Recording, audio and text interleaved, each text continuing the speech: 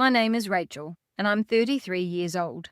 A little while ago, I was sitting in a grand ballroom surrounded by 200 of Atlanta's wealthiest elites, listening to my father give his retirement speech. He looked me dead in the eye, raised his champagne glass, and announced to the entire room that I was an uneducated, worthless parasite living off the family name. The ballroom erupted into laughter. I didn't even blink. I just smiled, raised my glass, and delivered a toast that brought an absolute, suffocating silence to the room. In less than a week, I will legally strip him of every single asset he owns and leave his entire world completely ruined. Before we get into the rest of the story, let me know in the comments where you are watching this video from, and if you have ever had to completely take down a toxic family member who severely undervalued you, make sure to hit that like button and subscribe. The Crystal Ballroom at the Buckhead Country Club was suffocatingly lavish. Towering chandeliers cast a brilliant, arrogant glow over the crowd. Atlanta's most influential executives, investors, and socialites had gathered to celebrate the retirement of Richard, my father, the CEO of Apex Freight. I sat at a table near the back, slowly sipping a glass of sparkling water. I was wearing a tailored black business suit that cost more than most people make in a month. My family thought I bought it with the tiny handouts they occasionally threw my way out of pity. They had no idea I bought it with money from my own multi-million-dollar corporate acquisition firm. Up on the stage, Richard adjusted the microphone. At 62, he carried himself like a king surveying his kingdom. He was a man obsessed with country club prestige, flashy titles, and Ivy League degrees. For the first 20 minutes of his speech, he bragged about how he built Apex Freight into a regional logistics powerhouse. Then, he shifted to the family legacy. He gestured grandly to the front table, where my sister Vanessa was beaming. At 30, she was dripping in expensive jewelry and holding a useless Ivy League degree that my father had fully funded. He praised her as his brilliant daughter and proudly announced her title as Vice President of Marketing, a completely fabricated position where she did absolutely no real work. Sitting next to her was her husband, Jamal, a smooth-talking executive who served as the Vice President of Finance. Richard praised Jamal as a financial mastermind, the brilliant brain who would guide Apex Freight into a prosperous future. Then my father's gaze swept across the room and locked directly onto me. A cruel, familiar sneer twisted his lips. The microphone amplified his voice, ensuring every single person in the ballroom caught his next words. He announced that every great family has its heavy burdens, calling me his eldest daughter, but claiming I found higher education far too difficult. He told the crowd I had no degree, no future, and was just an uneducated dropout getting a free ride on the family name, joking that someone had to serve as the bad example. A wave of laughter echoed through the massive room. 200 wealthy strangers turned my apparent failure into a joke. I looked at the front table. Vanessa was practically glowing with satisfaction, leaning over to whisper something to Jamal, who let out a loud, arrogant laugh. Sitting next to them was my mother, Patricia. At 60, Patricia cared about nothing except her social standing in Atlanta's wealthiest suburbs. She didn't turn around to look at me. She didn't defend her daughter. Instead, she took a slow, elegant sip of her gin martini, a serene smile resting on her perfectly made-up face. She was thoroughly enjoying the public humiliation. They thought I would cower in my chair. For 13 years, ever since I dropped out of college, at 20, to escape their suffocating conditional love, they had treated me like a pathetic charity case. They believed I lived in a tiny, broken-down apartment, barely making ends meet. They assumed my silence at family gatherings was driven by shame. They were so blinded by their own arrogance that they never bothered to look beneath the surface. They had no idea that over the last decade, I had taught myself corporate finance, built a massive private equity firm called Vanguard Holdings in absolute secrecy, and amassed a staggering net worth. Compared to my empire, Richard's logistics company was a drop in the bucket. I didn't cry. I didn't look away. I simply pushed my chair back. The sharp scrape of the wooden legs against the floor cut through the fading laughter. I stood up slowly, smoothing the front of my custom suit. The room fell silent as 200 pairs of eyes turned to the back of the room, waiting to see if the disgraced daughter would run out crying. I picked up my crystal water glass, holding my head high with an absolute chilling calm. I looked straight at my father on the brightly lit stage. I didn't raise my voice, but the sudden silence in the room allowed my words to carry perfectly to every single corner. I wished Richard a happy retirement, telling him to enjoy the party and celebrate while he still could, because it was the last time any of them would ever see me. I set the glass down quietly on the table. I didn't wait for a response. I turned and walked down the centre aisle, straight toward the grand double doors of the ballroom. The silence that followed was absolute and deafening. It wasn't a silence of pity. It was the silence of a room full of people realizing that the person they had just mocked possessed a dangerous hidden power. Nobody moved. Nobody whispered. Even the servers holding trays of expensive appetizers froze in place. I pushed through the heavy doors and stepped into the cool marble lobby of the country club. My heart rate remained steady and calm. I had just drawn the battle lines. They thought I was leaving in defeat, but I was actually walking straight toward the trigger that would blow their arrogant lives to pieces. I walked out of the Buckhead Country Club into the thick, humid Atlanta night air. The stillness outside was an incredible relief compared to the suffocating arrogance of the ballroom. I walked down the wide stone steps toward the valet station, my heels clicking rhythmically against the pavement. I handed my ticket to the valet, took a deep breath of the night air, and felt completely detached, entirely logical, and absolutely ready for what was coming next. Before the valet could even turn to get my vehicle, the country club doors banged open behind me. The bright light from the lobby spilled onto the driveway, followed by the sharp, frantic clicking of designer heels. It was Vanessa. My sister came rushing down the steps, her expensive silk gown fluttering wildly around her ankles. Her face was flushed with anger, completely shattering the polished high society image she had spent the entire night trying to maintain. Right on her heels was Jamal, looking sleek and furious in his custom tuxedo. I turned around slowly, my expression completely unreadable. I watched them stride up to the valet station like two spoiled children who had just had their toys taken away. Vanessa demanded to know what was wrong with me, her voice booming across the quiet parking lot. A few valets glanced over with wide eyes, but she didn't care. She snapped that I was being completely unreasonable, accusing me of making a scene and ruining our father's special night, because I couldn't handle the fact that they were successful while I was nothing. I looked at my sister, taking in the glittering diamond bracelet on her wrist, and the entitled glare in her eyes. She truly believed her own story, thinking my quiet exit was just a jealous tantrum. I told her calmly that I wasn't making a scene, but that I simply refused to sit in a room and be insulted by a man who handed her a vice president title, just because they shared the same last name. I told her to enjoy the party because I was completely done with this family. Jamal let out a sharp, condescending laugh.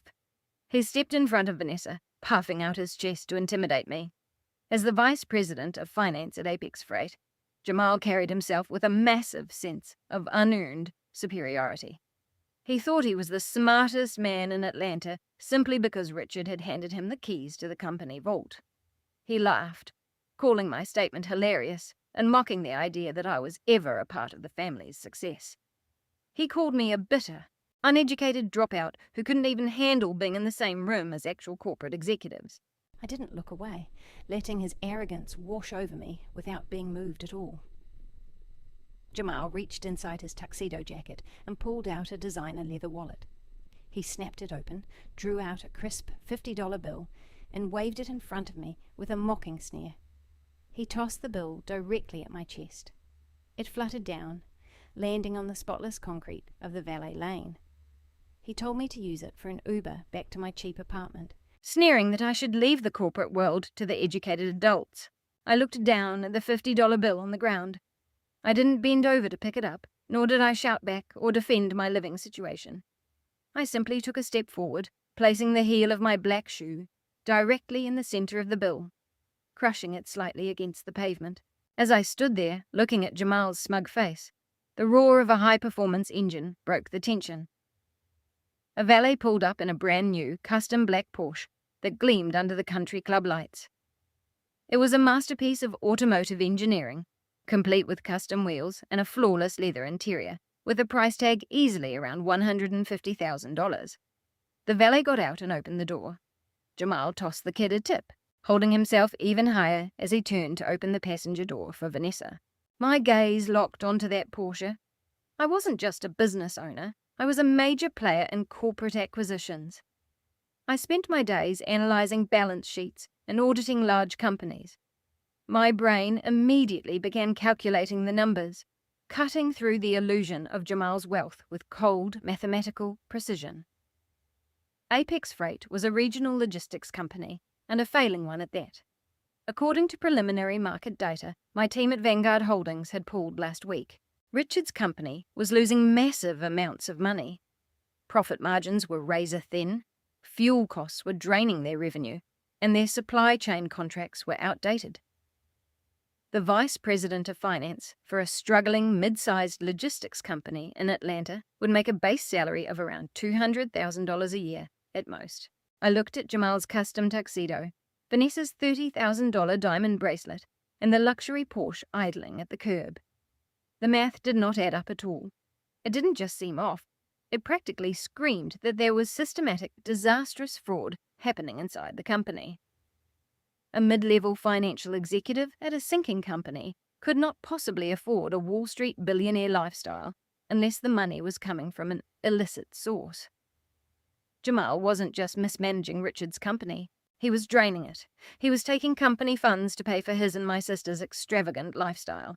And Richard was far too arrogant and technologically incompetent to notice the massive cash drain from his accounts. Jamal noticed me looking at the vehicle and mocked me, telling me to keep dreaming and that it took real business intelligence and an actual degree to afford something like that.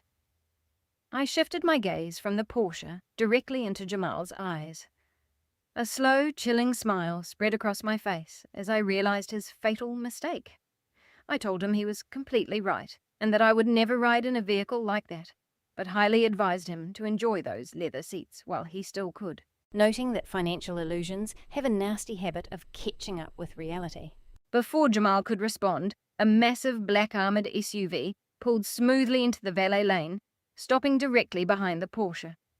The vehicle was completely blacked out, radiating an intense presence of power and security.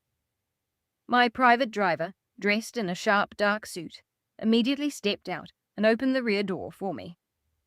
Vanessa and Jamal stared at the armoured SUV, their faces showing genuine confusion. This did not fit their narrative of a poor, struggling dropout. I walked away from the $50 bill, leaving it crushed on the concrete, and slid into the luxurious, quiet interior of the SUV. As the driver closed the heavy door, I didn't look back, completely shutting out my family and their fake, arrogant world. The trap was set, and they had just handed me the exact weapon needed to dismantle them. The heavy door of the armoured SUV closed with a solid, satisfying thud, instantly shutting out the noise from the country club parking lot.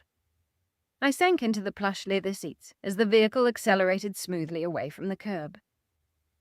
Through the thick tinted glass, I watched Jamal and Vanessa staring after me with expressions of pure confusion, mixed with lingering arrogance. They were probably trying to convince themselves that I had rented the vehicle just to put on a show. I pressed a silver button on the center console, and the soundproof privacy partition rose silently, separating me completely from the driver. The interior of the cabin was dark, illuminated only by the soft blue ambient light of the digital displays. This was my real world, not the flashy, desperate display of wealth my father craved, but the quiet, untouchable power that comes with true corporate dominance. I reached into the inner pocket of my tailored jacket and pulled out my encrypted work phone. This device had no official record on any public telecommunications registry. It was a secure line used exclusively for communicating with the highest level executives in my empire. I bypassed the biometric security screen and selected a speed dial contact. The phone rang only once before it was answered.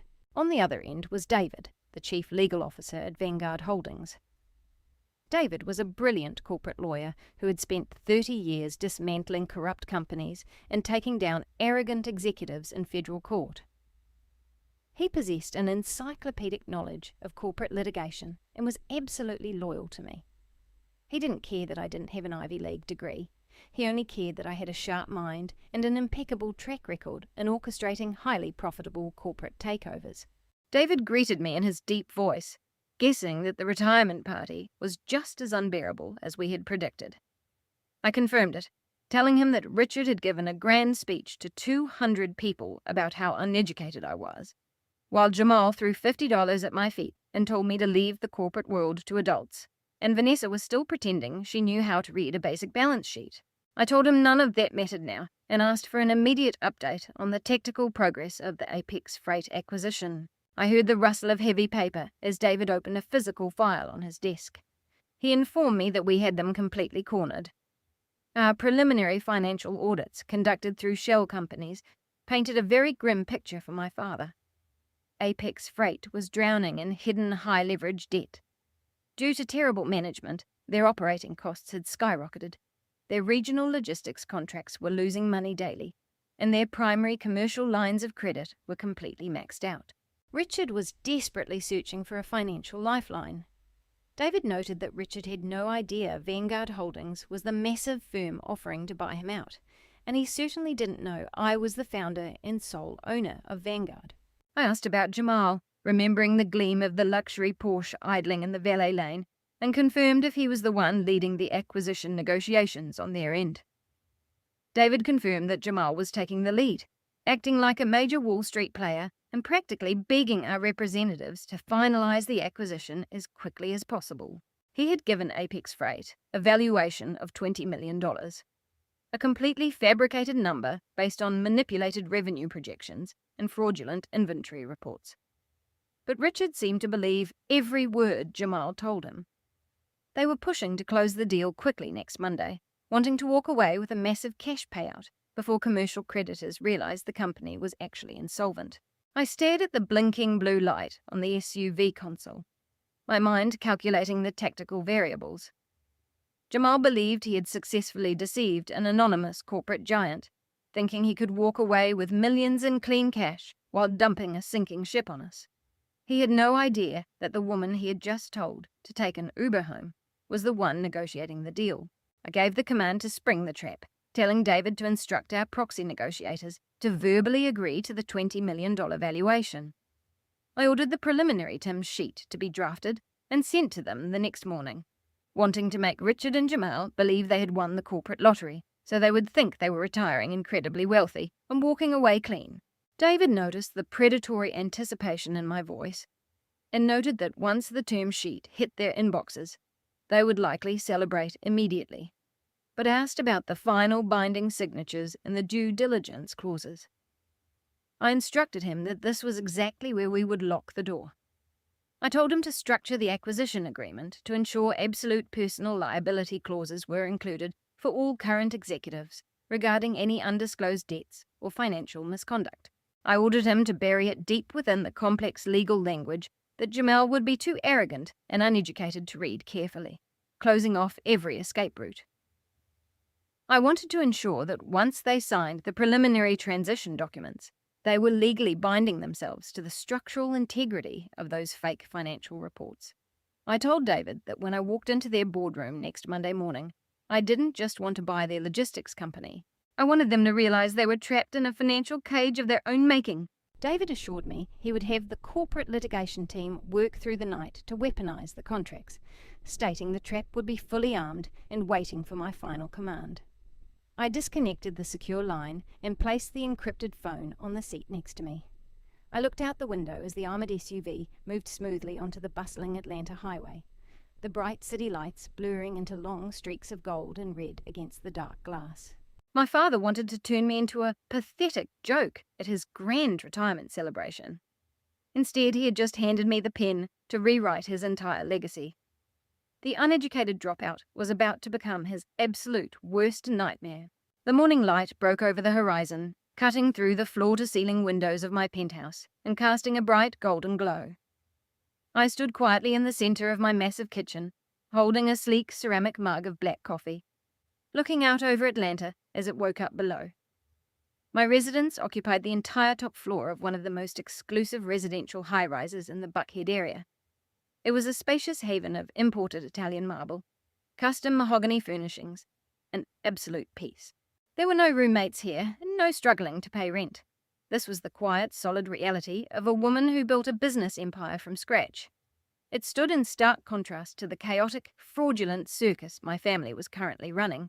My private cell phone vibrated violently on the polished granite island, carrying the urgency of a manufactured crisis.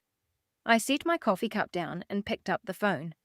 The screen lit up with a massive block of text from my mother, Patricia. I unlocked the screen and read her words. She claimed I had completely disgraced my father the night before, calling my exit a pathetic and childish display of jealousy, because I couldn't accept Vanessa's success. She wrote that my father had worked his entire life to build Apex Freight, and that Jamal had managed the finances with brilliant talent to finally get them to the finish line. She warned me not to expect a single penny when the company sold the following week, boasting that Jamal had found an anonymous buyer for $20 million, and they were signing on Monday. She concluded by stating I was officially cut off from the family and their money, telling me not to call them. I read the message twice, letting the pure delusion of it wash over me. A genuine smile touched my lips, thoroughly amused by the incredible irony of her threat. Patricia was 60 years old, and her entire identity was wrapped up in country club gossip, expensive tennis skirts, and the perfect illusion of generational wealth. She had never balanced a checkbook herself in her entire life. She blindly trusted my father, and my father blindly trusted Jamal. She was threatening to cut me off from a bank account that was actually empty, using a $20 million acquisition currently engineered by my own legal team as a weapon. Jamal had sold them an absolute fantasy, making them believe Apex Freight was a highly coveted acquisition target.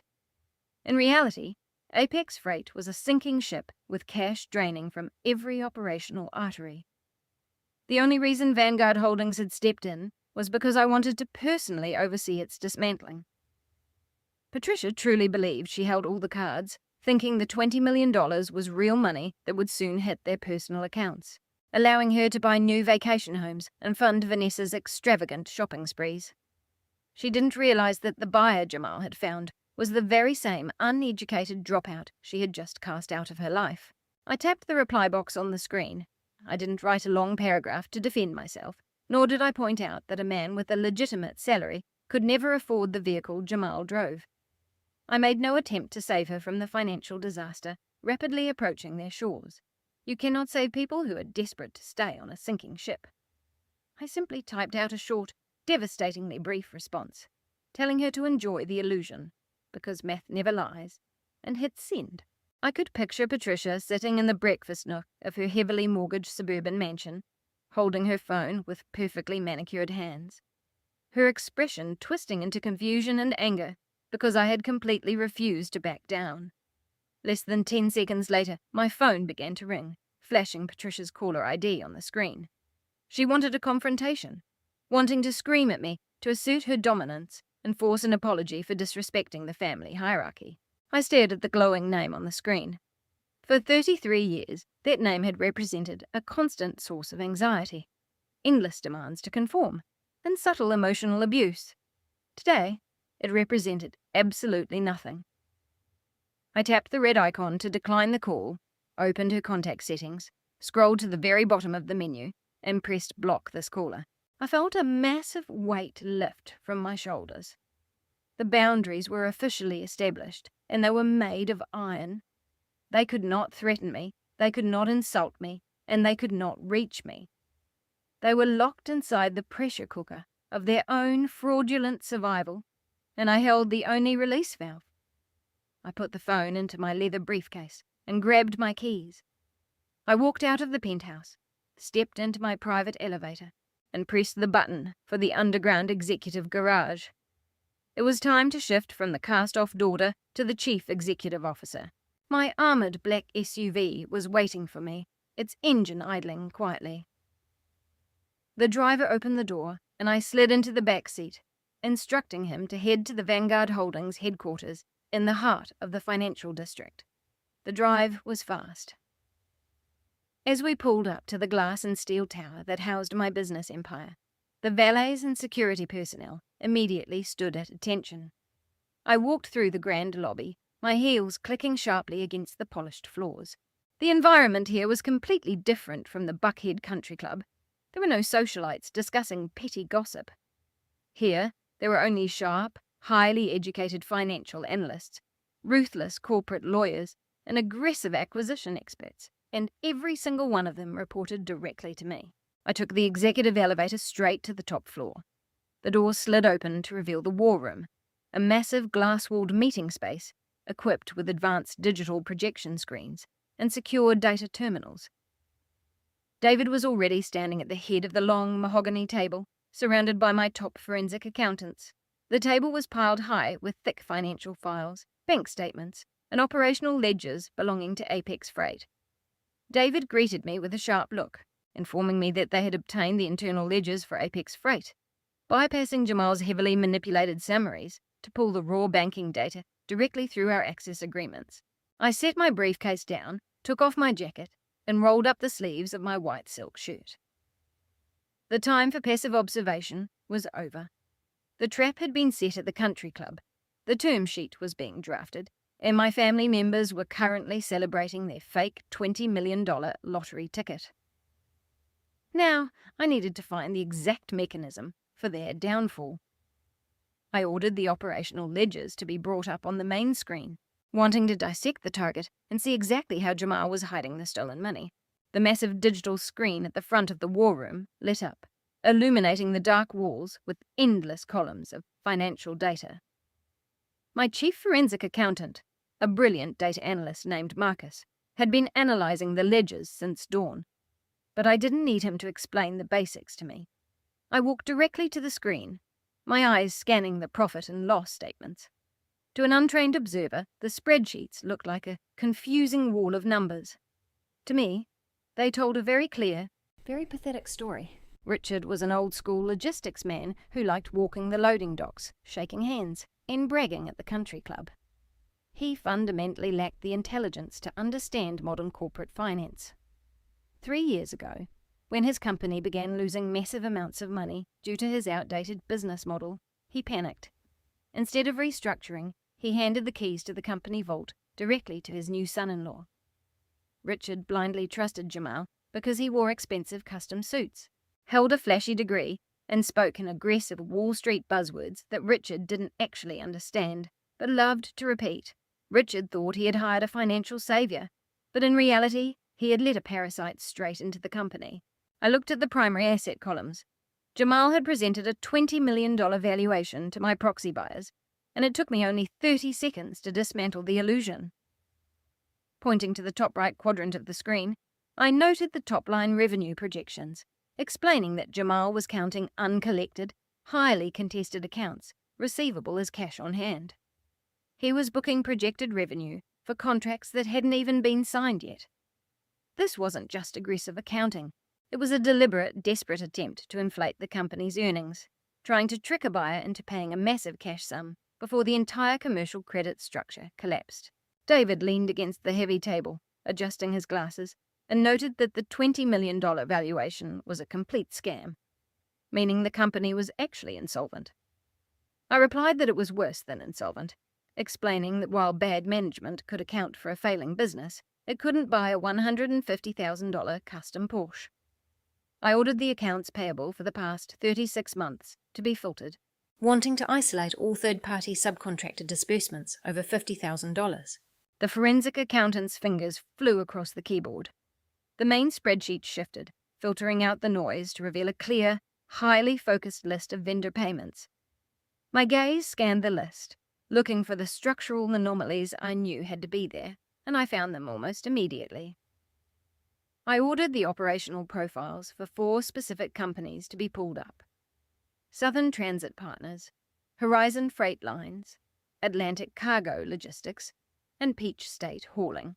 The room fell silent for a moment as the system queried the Apex Freight operational database. The accountant looked up with a grim expression, reporting that there were no operational profiles at all. No way station receipts, no State Department of Transportation compliance records, no fuel logs, and absolutely no driver payroll history associated with any of those vendors. I pointed out coldly that this was because they didn't exist. They were shell vendors. I walked slowly around the conference table as the absolute depth of the betrayal became clear in my mind. Jamal was running a textbook corporate embezzlement scheme and executing it with massive arrogance.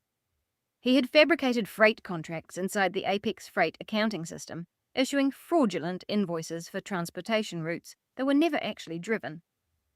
Apex Freight, whose legitimate business was already losing money, blindly paid those fake invoices directly from its primary commercial accounts. David pulled out a secure tablet, quickly cross-referencing the state corporate registry filings.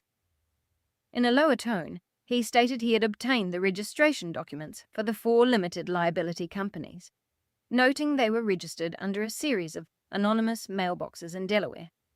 However, the registered agent who filed the original documents was a local defense attorney running a boutique firm in Atlanta. Coincidentally, the exact same attorney who handled the real estate closing for Jamal and Vanessa's suburban mansion. I ordered the bank routing codes to be traced.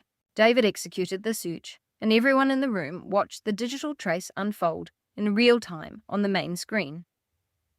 The millions of dollars flowing out of Apex Freight through those shell vendors were routed into a secondary holding account, ultimately landing in a private high-yield offshore wealth management account. The sole signatory on that offshore account was Jamal.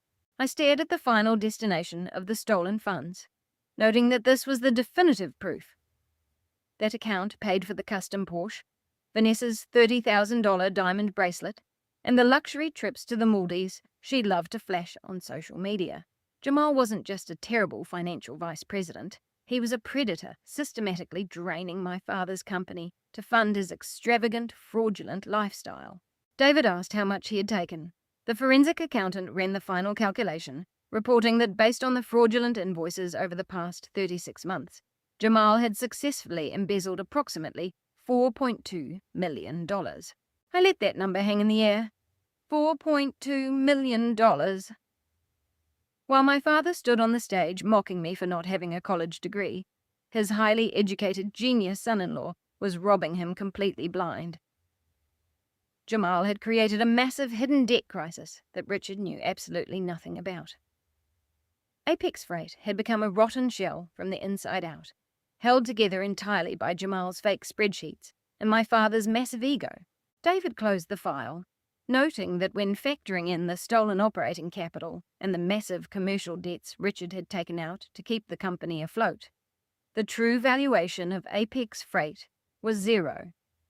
He stated the company was a liability and suggested we cancel the acquisition immediately, warning that if Jamal realized we knew about the shell vendors, he would destroy the remaining servers and flee the country.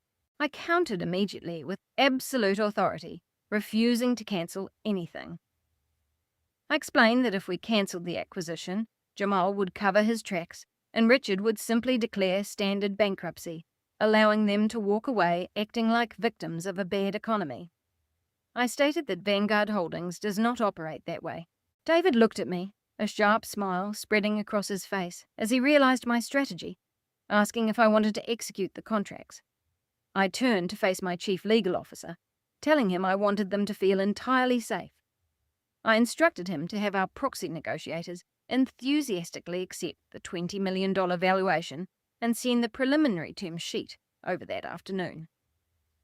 I wanted Jamal to believe he had successfully defrauded a major firm and Richard to plan his lavish retirement, leading them to sign the binding transition documents containing the absolute personal liability clauses drafted the night before. I picked up my coffee mug and took a slow sip. The acquisition was no longer just a business transaction. It had become a fully weaponized criminal referral. Jamal thought he was the smartest person in the room, and Vanessa believed her luxury lifestyle was a permanent right. I intended to let them climb all the way to the very peak of their arrogance before I personally cut the safety rope. Later that evening, I returned to my penthouse in Buckhead. The city below was a glittering grid of streetlights and moving traffic. I stood by the floor-to-ceiling windows, holding a glass of water, watching the world move beneath me. My corporate litigation team at Vanguard Holdings was working through the night to finalize the highly weaponized term sheet that would lock my family into their own financial ruin. Everything was moving with absolute perfection. Then my private cell phone vibrated on the kitchen island. I walked over and glanced at the screen. It was an unknown number with no caller ID. Given that I had permanently blocked Patricia, Richard, and Vanessa earlier that morning, I immediately concluded it was a temporary burner phone or a hidden digital calling app. Arrogant people simply cannot handle being ignored. They don't view silence as a boundary, but rather as a challenge to their dominance. I pressed the green button to accept the call and held the phone to my ear. I didn't say a word, simply waiting. Vanessa's sharp voice came through the receiver, demanding to know if I really thought blocking her number would stop her from having the last word. My sister sounded incredibly pleased with herself, practically shaking with a toxic sense of privilege. I could hear the faint clinking of crystal glasses in the background. She was likely sitting in her heavily mortgaged suburban living room, drinking expensive wine bought with stolen money, desperate to secure one final victory over the dropout sister considered the failure of the family. I pressed a button on the side of my phone, silently routing the call audio onto the encrypted secure servers at Vanguard headquarters. Georgia law requires only one-party consent for recording, so I didn't need her permission to record her arrogance. I just needed her to keep talking. I answered calmly, telling her I hadn't blocked her to make her quiet, but because she was no longer a part of my life. Vanessa scoffed with absolute condescension, claiming I was just embarrassed because our father had exposed the truth about me in front of the entire country club. She bragged that they were officially selling Apex Freight the following week for $20 million, stating that Jamal had engineered the entire acquisition and saved the family legacy while I was throwing a tantrum in the parking lot. I walked back to the window, looking out at the city skyline, completely unmoved by her attempt to provoke me. I noted carefully that $20 million was a very substantial number, keeping my tone slightly impressed to feed her massive ego. Vanessa boasted that it was more money than I would ever see in my lifetime, sharing that she and Jamal were flying to the Maldives the following month to celebrate in an overwater villa. She mocked my financial situation, claiming a real degree is what earns respect, secures a vice president title, and provides an elite lifestyle. Her complete ignorance of actual corporate finance was staggering. She held a degree she had never used, carrying the title of Vice President of Marketing, without ever marketing a single product, believing wealth was generated simply by existing. I decided to test just how deep her ignorance went, needing to know if Jamal was working alone, or if my sister was knowingly participating in his crimes. I asked in a casual, inquiring tone how Jamal was handling the corporate taxes on a $20 million acquisition, especially with such substantial operational debt on the books. I noted that in the logistics industry, subcontractor costs typically drain profit margins, specifically mentioning companies like Southern Transit Partners and Horizon Freight Lines. There was a brief silence on the line. I heard Vanessa take a sip of her wine. When she spoke again, she sounded incredibly smug, eager to act like an educated corporate executive giving a lesson to her dropout sister. You truly have absolutely no understanding of high-level business operations, do you? Vanessa let out a sharp, mocking laugh. Those aren't real subcontractors, Rachel. Those are entities Jamal set up himself. It's a brilliant corporate strategy. He shifts profits through these holding companies to optimize corporate tax rates before the sale. It protects our liquid cash from heavy regulatory scrutiny. I froze. The sheer magnitude of the mistake she was making echoed through the silence of the penthouse. She had just admitted to wire fraud, tax evasion, and corporate embezzlement over a recorded line, and she actually believed she was explaining a brilliant business strategy. She thought laundering money was just a clever loophole taught in Ivy League schools. So Jamal personally controls the bank accounts for Southern Transit Partners and Horizon Freight Lines? I pressed, ensuring every detail of her admission was crystal clear for the federal prosecutors who would later listen to this recording. Did Dad agree to this strategy too? Dad doesn't even know how to check his email, Vanessa scoffed dismissively. He leaves the complex financial architecture entirely to Jamal. Jamal controls the offshore accounts where the funds are held. It's completely legal, Rachel. This is what they teach in top business schools, though obviously you wouldn't know anything about that. You really should pick up a book sometime. It might help you get a real job. The trap was now officially set, locked, and finalized. Vanessa had just handed me the final, irrefutable piece of evidence. Jamal was operating a hidden embezzlement scheme. Richard had severely failed in his fiduciary duties as CEO, and Vanessa was an active, knowing beneficiary of the stolen funds. They were nothing more than a criminal enterprise, driven by ignorance. "You're absolutely right, Vanessa," I said, my voice dropping to a low, chilling tone, carrying the absolute weight of a financial executioner.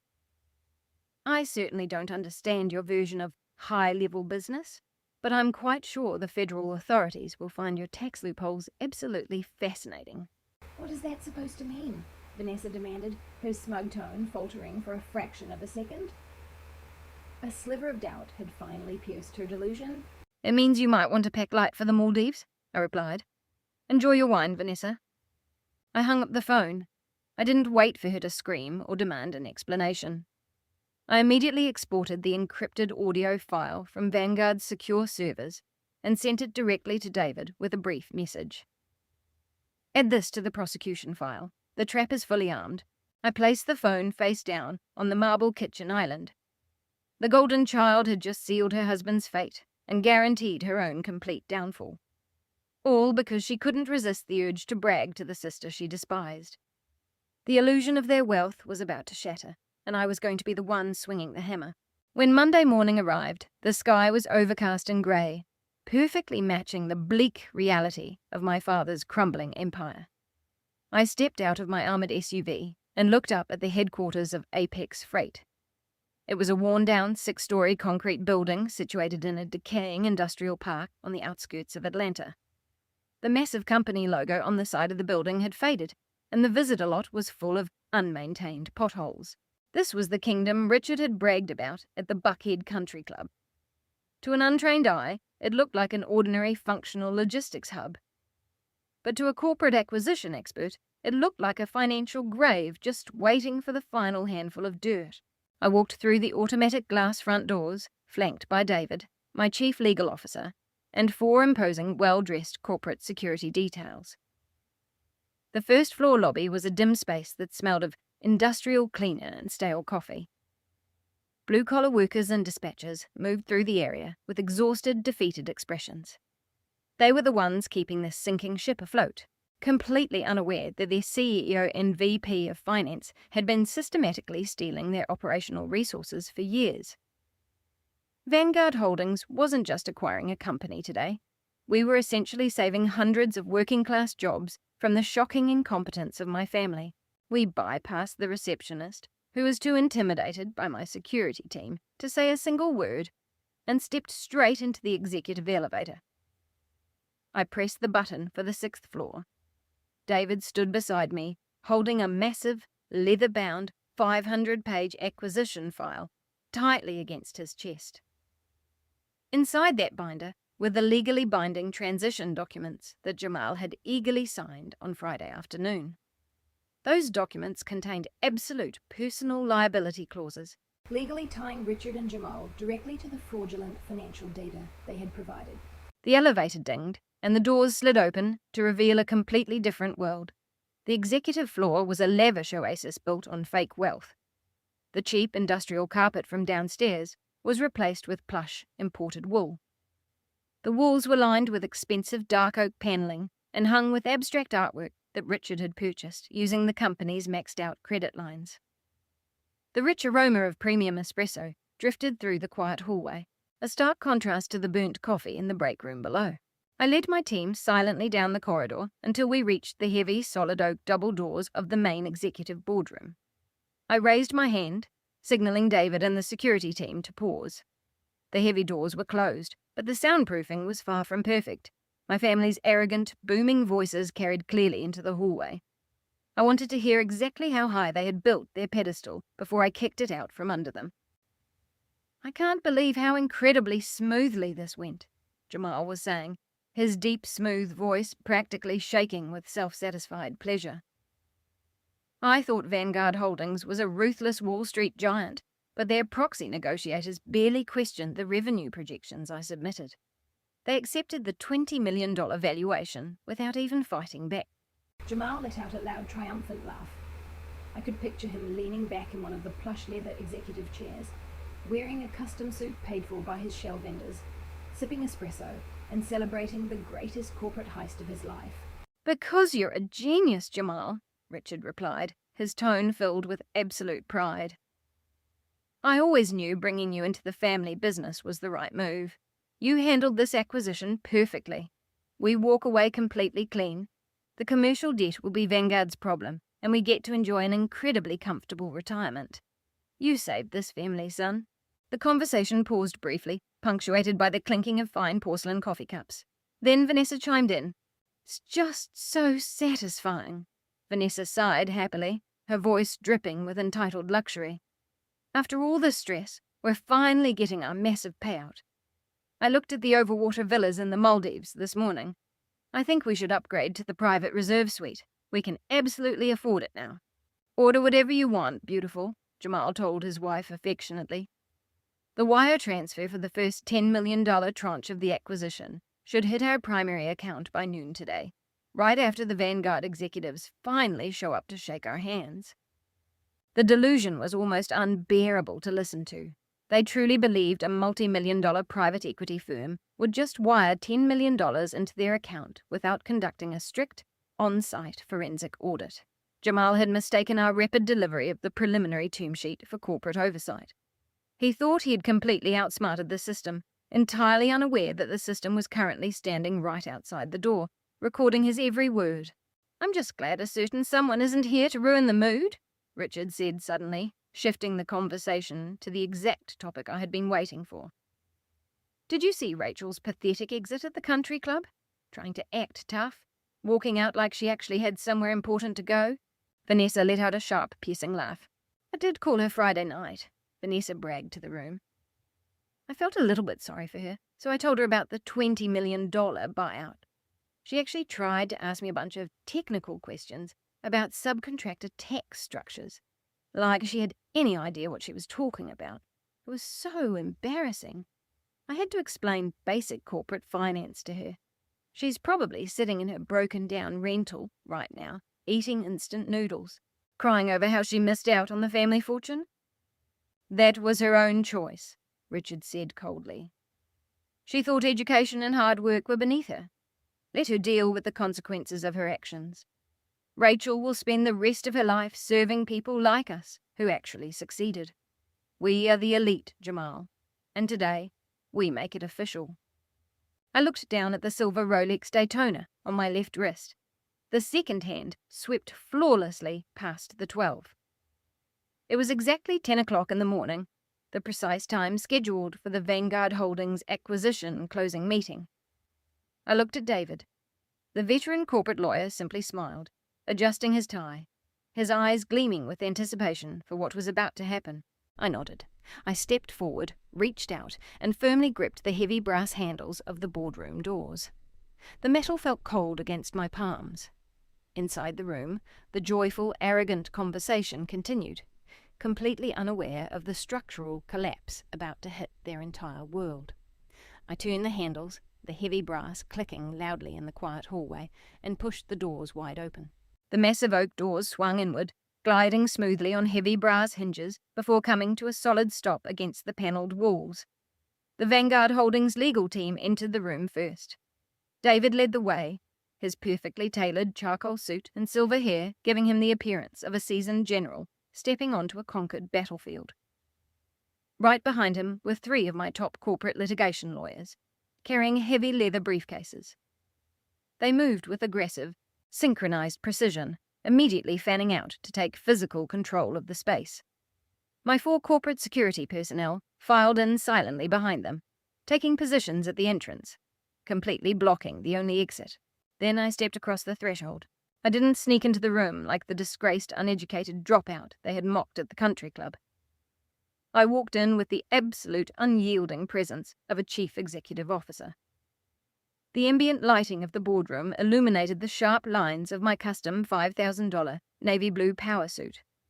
The Italian wool draped flawlessly over my frame, paired with a crisp white silk shirt and spotless black stilettos. I looked like wealth itself. I looked like cold, untouchable corporate dominance. I walked past the empty leather chairs and stopped at the opposite end of the long mahogany table, confronting my family face to face. The shift in the room's atmosphere was instantaneous and incredibly intense. The joyful, arrogant chatter died instantly in their throats. The clinking of fine porcelain coffee cups stopped entirely.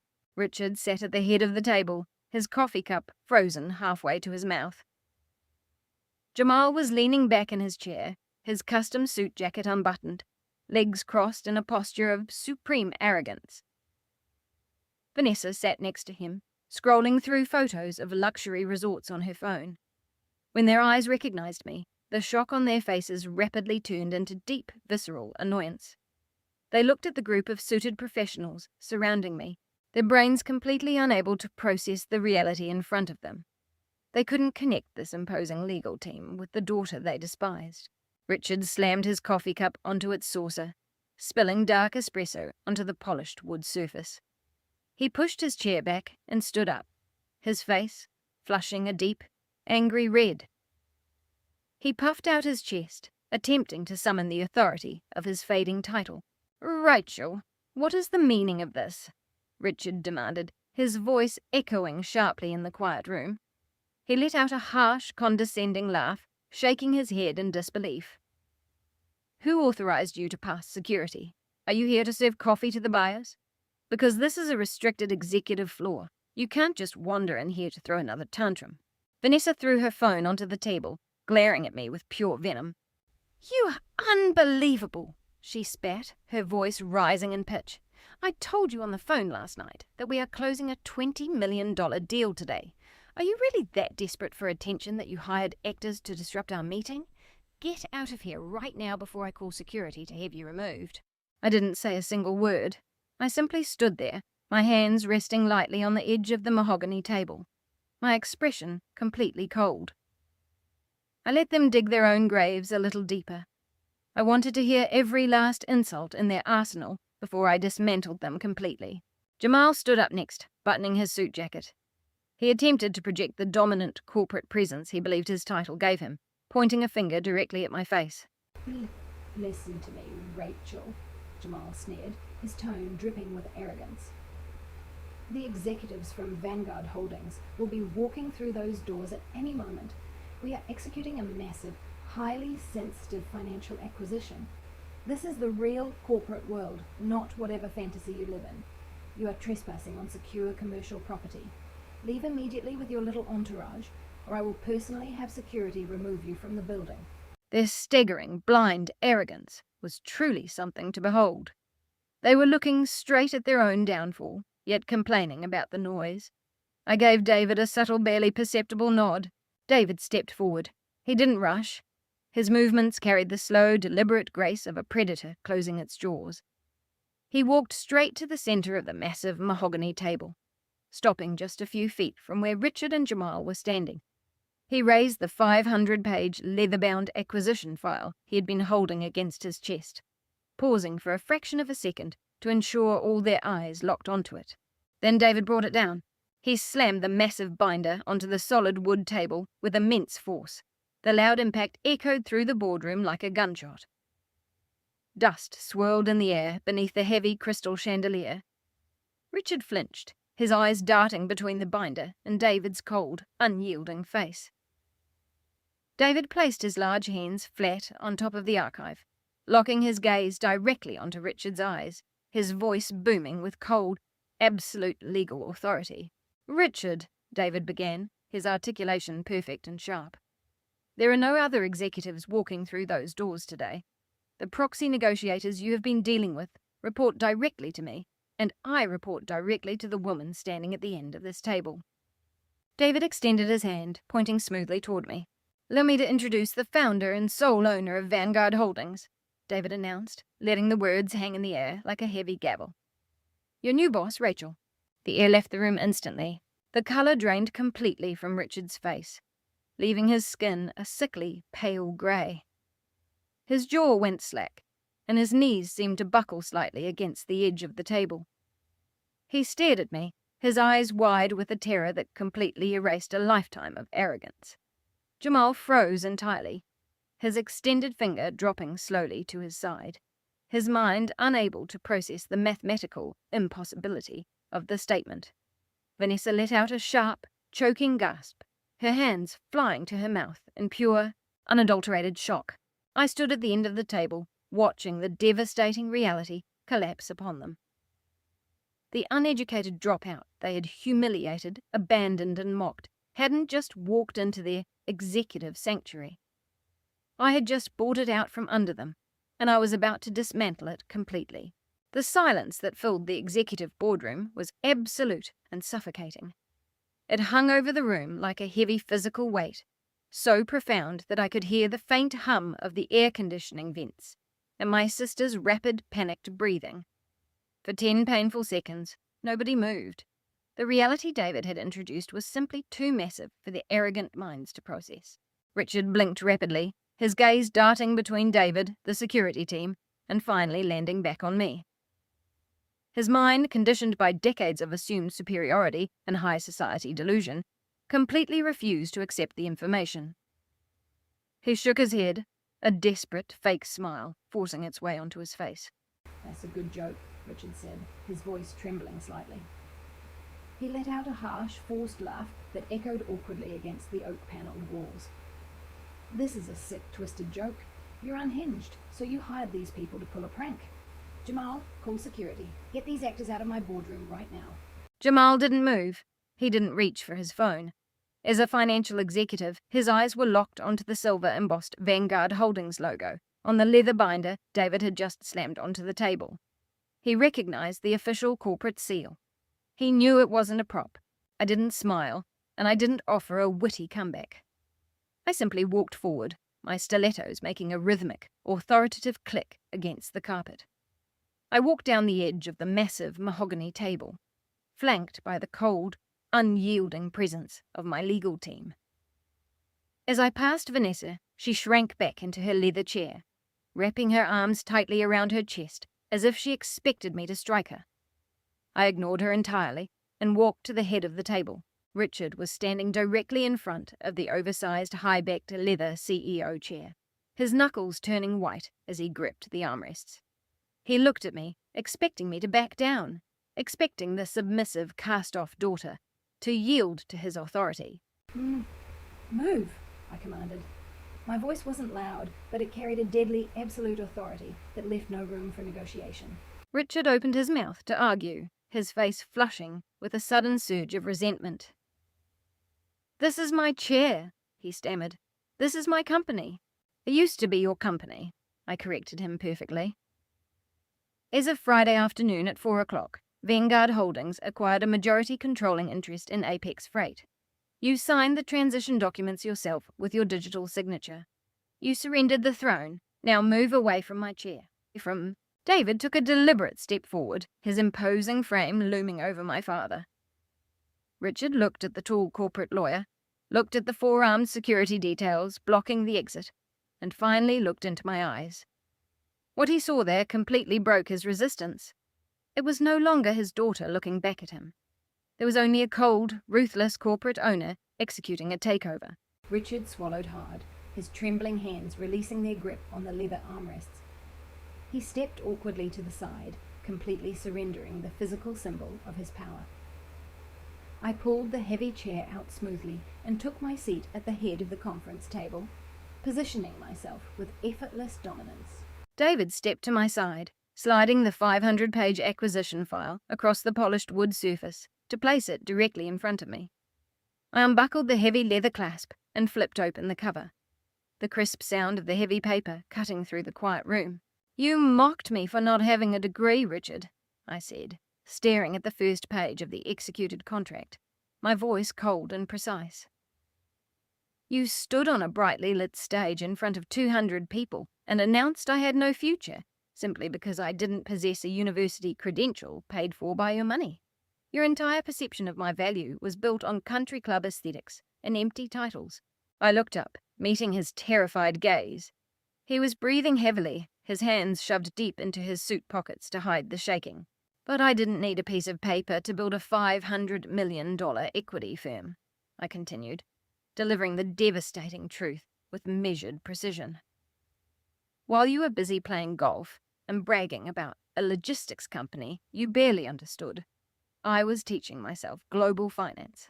I was orchestrating multinational acquisitions. I built Vanguard Holdings in the shadows, structuring it to completely swallow your small operation without a second thought. Richard shook his head, his lower lip trembling. "Rachel, please," he rasped, the arrogance completely stripped from his tone. "You don't understand what happened here. Jamal engineered a $20 million buyout. We are profitable. We have assets." I let out a soft, humorless breath. Reaching into the file binder, I pulled out the raw, unmanipulated balance sheets compiled by my forensic team and tossed the thick stack of documents across the table. They fanned out across the mahogany surface, stopping right where Richard stood. "I certainly didn't need a college degree to realize your company is completely bankrupt," I asserted, driving the final nail into his pride. Richard stared down at the documents, his face turning entirely pale. "Your operating costs have exceeded your revenue for 36 consecutive months," I explained, dismantling his life's work piece by piece. "Your regional logistics contracts are outdated and losing massive amounts of money. Your primary commercial lines of credit are completely maxed out. You have no assets, Richard. You have a mountain of toxic debt wrapped in a fading company logo. The $20 million valuation Jamal presented to my proxy buyers was a completely fabricated fantasy. Freight is dead." "No," Richard whispered, his eyes scanning the highlighted negative numbers on the balance sheet. "That's impossible. Jamal showed me the quarterly projections. We showed massive growth. We were expanding." "You didn't look at the raw ledgers," I replied coldly. "You just looked at the colourful charts your son-in-law printed out for you and felt self-satisfied.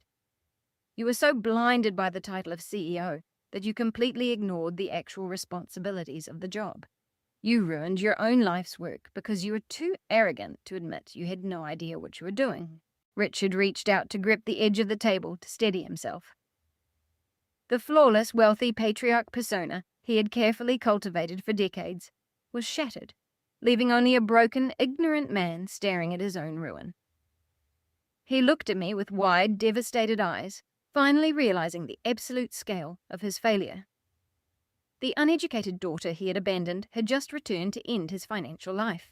While Richard stood paralyzed by the massive scale of his financial ruin, Jamal decided to step into the void. He was a man who built his entire identity on the illusion of being the smartest person in the room, completely unable to accept that an uneducated college dropout had outsmarted him.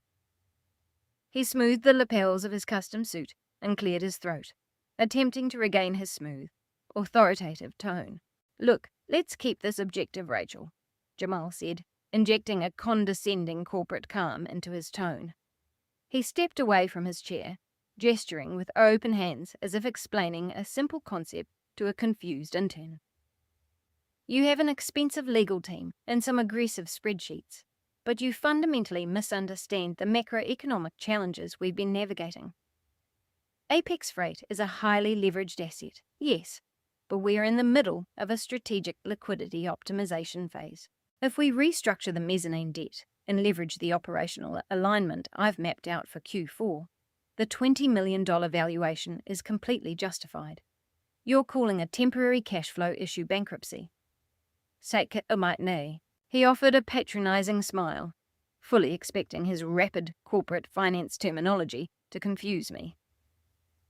He truly believed I was just a bitter front person who had paid a legal team to do the heavy lifting, thinking he could bury me in Wall Street buzzwords. I let out a slow, controlled breath, keeping my voice level. I didn't need to raise it. "You're using mezzanine debt as a buzzword to mask complete insolvency, Jamal," I replied, my voice cutting through his bluff like a scalpel. "You have no operational alignment, you have a failing supply chain, and your strategic liquidity optimization phase was nothing more than a desperate attempt to dump a failing business onto an anonymous buyer before your commercial creditors forced an involuntary liquidation. Jamal flinched, his patronizing smile vanishing as his corporate word salad was perfectly dismantled. He opened his mouth to argue, but I didn't give him the chance to breathe. Xing Ming. We are not here today to debate your incompetence as a VP of Finance, I continued, shifting my tone from cold business critique to serious accusation.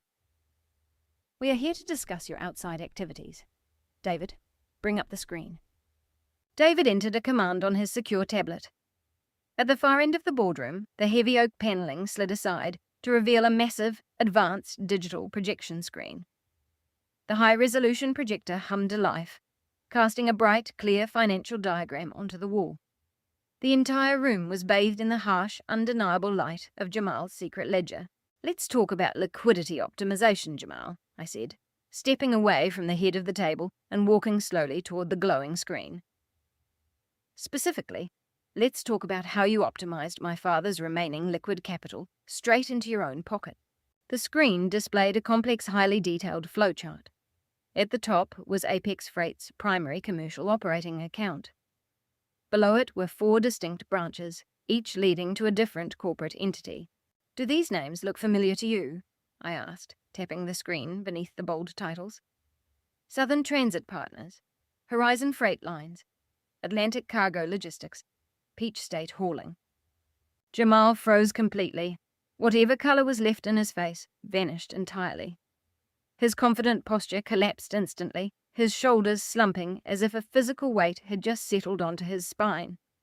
He knew those names all too well. Over the past 36 months, Apex Freight issued massive recurring disbursements to these 4 logistics subcontractors, I explained, raising my voice to ensure every person in the room caught the undeniable truth.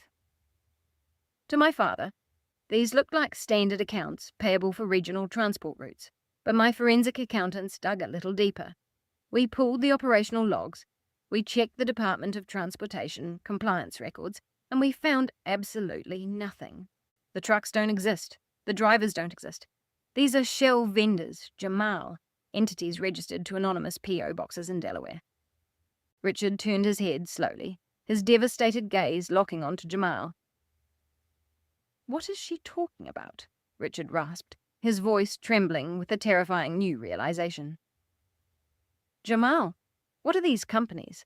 Jamal couldn't speak, his mouth opening and closing silently, his eyes darting wildly around the room looking for an escape route that didn't exist.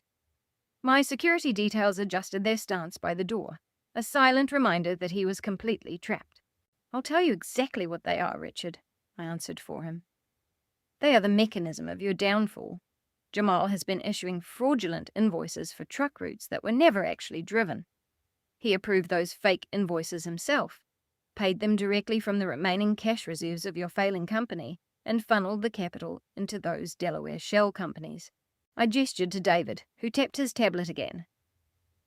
The flowchart on the screen shifted, tracing the flow of money from those 4 shell vendors into a single centralized offshore holding account. The name on that private wealth management signature card appeared in massive bold letters on the projection. Let's talk about the $4.2 million you funneled into those shell companies, Jamal, I said, dropping the exact figure into the center of the mahogany table like a live grenade. Stealing $4.2 million directly from a company struggling to meet payroll. The silence in the boardroom was absolute, carrying the heavy weight of a federal crime. That is the exact money that bought the custom black Porsche you proudly displayed in the country club Valet Lane, I continued, taking a step toward him, forcing him to look at me. That same stolen money bought your wife a $30,000 diamond bracelet. And it is the exact same stolen money that allowed you to pull a $50 bill out of your designer wallet, toss it at my feet, and tell me to leave the corporate world to the educated adults. Jamal shrank back, stumbling backward until the back of his knees hit his leather chair. He collapsed into it, his suit wrinkling around him, his hands shaking violently. The smooth, arrogant executive who had mocked me for not having a college degree was gone. replaced by a terrified individual facing the reality of serious legal consequences. A sharp, hysterical gasp broke the quiet room. Vanessa stood up, her hands gripping the edge of the table tightly. Her gaze moved between the incriminating flowchart on the glowing screen and the shaking, broken man sitting next to her, her eyes wide with pure terror. She was spoiled and fundamentally ignorant of corporate finance, but even she could understand the meaning of a $4.2 million offshore holding account. The reality hit her with immense force. The upcoming trip to the Maldives, her massive suburban mansion, her entire high society lifestyle. It was all a mirage built on her husband's illegal actions. Worse, he had stolen that money directly from her own father, deliberately dismantling their family business just to keep her covered in diamonds. "Jamal," Vanessa whispered, her voice trembling as panicked tears welled in her eyes. "Tell me she's lying. Tell me you didn't steal my dad's money." Jamal couldn't even look at his wife. He stared blankly at the polished mahogany table, his chest heaving. He realized that the uneducated dropout he had dismissed as a failure had just systematically and legally dismantled his entire life. His silence hung in the room, heavier than any verbal admission. Vanessa let out a sharp cry, her hands tearing at her styled hair, as the illusion of her elite existence shattered into pieces right in front of her. Hearing his daughter's cry seemed to snap Richard out of his shock. His pale complexion turned to a furious red, the veins in his neck bulging against his collar. He turned on Jamal, his hands clenching into trembling fists. "You stole from me?" Richard roared, the sheer volume shaking the crystal water pitcher on the conference table.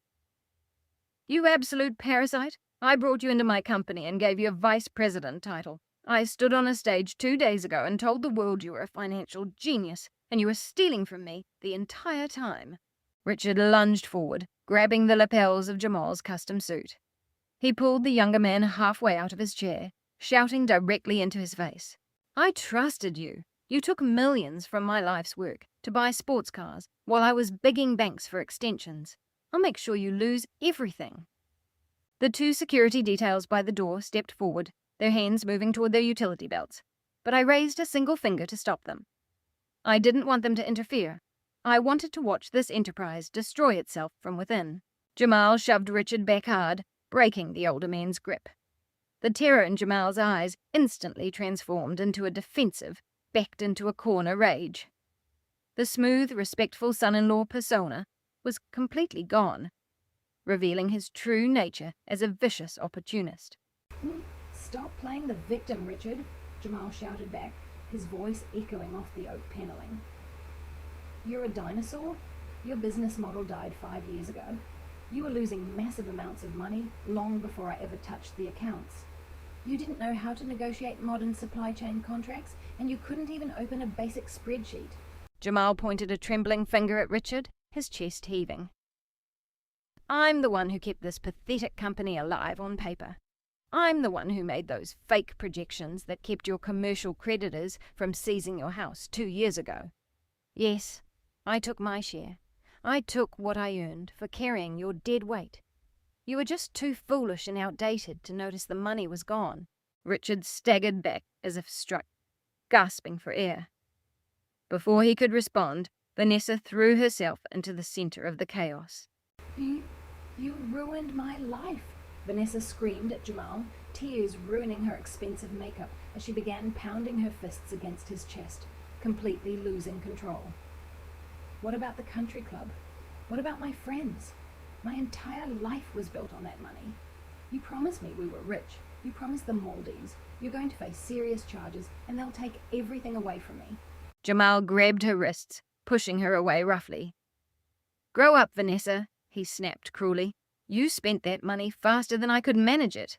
You loved the diamonds and the cars, but you never once asked how a regional logistics manager could afford them.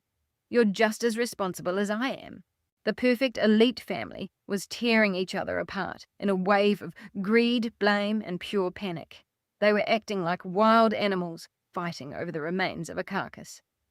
I stood at the head of the table, my hands resting calmly on the leather binder, watching the display with absolute detachment. For 33 years, They had presented a flawless, superior front, held together entirely by their shared contempt for me. But loyalty bought with illicit funds isn't loyalty at all. The exact second the money dried up, they turned on each other. The shouting match reached a fever pitch. Richard threatened to call the police on his own son-in-law. Jamal shouted that he would testify about Richard's corporate negligence, and Vanessa sobbed hysterically on the floor. I had seen enough. I raised my right hand and brought my palm flat down onto the solid mahogany table. The sharp impact created a loud crack against the wood, cutting through the chaos like a knife. The screaming stopped instantly. Richard, Jamal, and Vanessa froze, turning their heads sharply to look at me. A heavy silence returned to the room, leaving them breathing heavily and staring at the dropout they had dismissed, who was now completely dictating their reality. "You are missing the point entirely," I said, my voice low and quiet, demanding absolute attention. "You are arguing over a $20 million acquisition that no longer exists." Richard blinked, wiping sweat from his forehead. "What do you mean it doesn't exist? We signed the term sheet. You have to honour the acquisition. You can't just cancel a corporate takeover." "I can, and I already have," I replied smoothly. Vanguard Holdings is not paying a $20 million premium for a major crime scene. Due to the massive liabilities Jamal created, the offshore embezzlement, and the disastrous operational debt you completely failed to manage, the valuation of Apex Freight has been adjusted. I looked at David. He drew a fresh, crisp sheet of paper from his briefcase and slid it down the table. It came to a stop directly in front of Richard. "No, there is no cash payout," I said, looking straight into my father's terrified eyes. "Vanguard Holdings will acquire Apex Freight for exactly $1, plus the assumption of your toxic commercial debt. $1. The words hung in the air like a final, devastating judgment. I wasn't just taking their company. I was stripping away every single dime they thought they were getting, leaving them with absolutely nothing but the clothes on their backs and the disastrous consequences of their own choices." Richard stared down at the crisp white paper resting on the mahogany table, his gaze locking onto the bold black ink displaying the purchase price of exactly $1. The concept completely broke his composure. He had walked into this room expecting to be crowned a $20 million success, planning to spend his afternoon browsing luxury real estate listings in Florida for his retirement. Instead, he was looking at the undeniable, absolute erasure of his entire net worth. He snapped his head up, his face contorting into a mask of desperate, furious denial as he slammed his fist onto the table. "You can't do this," Richard roared, his voice shaking with a mixture of rage and terror. "You don't have the authority to alter the terms of a corporate acquisition just because you hold a grudge. I'll tear this paper to shreds. I'm walking away from the table. I am still the CEO of this company, and I am officially calling off the acquisition. We'll find another buyer." He reached out to grab the document, fully intending to rip it apart, but David was faster. The experienced lawyer smoothly slid the paper out of Richard's reach, returning it safely inside the massive leather binder. "You seem to lack an understanding of the mechanics of modern corporate law, Richard," David stated, his deep voice carrying a tone of calm authority. "You cannot walk away from the table. You are permanently locked into it." Richard puffed out his chest, attempting to project the authority he no longer possessed. "A deal isn't finalized until the closing meeting is over and the ink on the primary contract is dry. I haven't signed anything today." "The ink dried on Friday night, Richard," I interjected, stepping perfectly into his line of sight to ensure he took in every single word. "You didn't just sign a preliminary term sheet. In your absolute blind greed to secure cash before your commercial creditors realized you were insolvent, you and Jamal authorized binding digital transition documents. You executed the electronic signatures at exactly 4:00 p.m. Jamal snapped his head up, his eyes wide. The fatal reality of his own aggressive negotiating tactics had finally caught up with him. He had pressured Vanguard's proxy buyers to accelerate the timeline and move to a fully binding digital settlement to lock in the funds before the weekend. He had unknowingly built the exact cage he was now trapped in. Those digital signatures contained absolute personal liability clauses and an irrevocable transfer of ownership, I continued, my voice echoing with absolute finality. As of Friday night, Apex Freight ceased to be your property. As of this morning, Apex Freight is officially a wholly owned subsidiary of Vanguard Holdings. I own the building we are standing in. I own the desks you're sitting at. I own the failing logistics contracts, and I own the massive mountain of debt you created." Richard looked silently at Jamal, begging the smooth financial executive to find a legal loophole or use his Ivy League education to counter my claim. But Jamal was completely paralyzed. He stared at the floor, his jaw tight and his hands still shaking. He knew I was right. The trap was perfectly constructed and legally unyielding. "Which brings us to your current employment status," I announced. I straightened my posture, radiating the absolute authority of a chief executive officer. I looked directly at Richard, then shifted my gaze to Jamal, and finally looked down at Vanessa, who remained on the wool carpet, her makeup completely ruined by her hysterical tears. "You have severely breached your fiduciary duties to this company," I stated clearly, ensuring the legal parameters of my next move were fully documented by my legal team. "You have engaged in systematic financial negligence, active corporate embezzlement, and serious fraud. Therefore, Richard, Vanessa, Jamal, all of you are officially terminated for cause." The words hung heavily in the air. "Terminated for cause means you receive absolutely no severance," I explained, cutting off the last remaining shred of hope they had. "No golden parachutes, no continuation of executive health benefits. Your corporate credit cards were deactivated at 8 o'clock this morning. Your corporate vehicles are currently being repossessed in the executive lot downstairs. You have been stripped of everything." Richard staggered back, looking like a man who had been pushed out of an airplane without a parachute. He had spent a lifetime treating me like a failure, simply because I didn't fit his superficial standards of success. Now, the uneducated dropout held absolute power over his professional and financial survival. I raised my right hand and snapped my fingers. The sharp sound echoed through the silent boardroom. The 4 imposing corporate security details immediately stepped forward, their heavy boots making solid thuds against the carpet. Moving with coordinated, intimidating precision, they completely surrounded my family. "Escort them out," I commanded, my voice entirely devoid of sympathy. "They have exactly 5 minutes to clear their personal belongings from their desks. They are not permitted to touch a single company hard drive or financial ledger. If they attempt to remove any corporate hardware, notify the authorities immediately to have them arrested for theft." A security detail stepped up to Jamal, placing a firm hand on the shoulder of his custom suit. "Let's go, sir," the guard ordered, his tone leaving no room for argument. Jamal didn't fight back.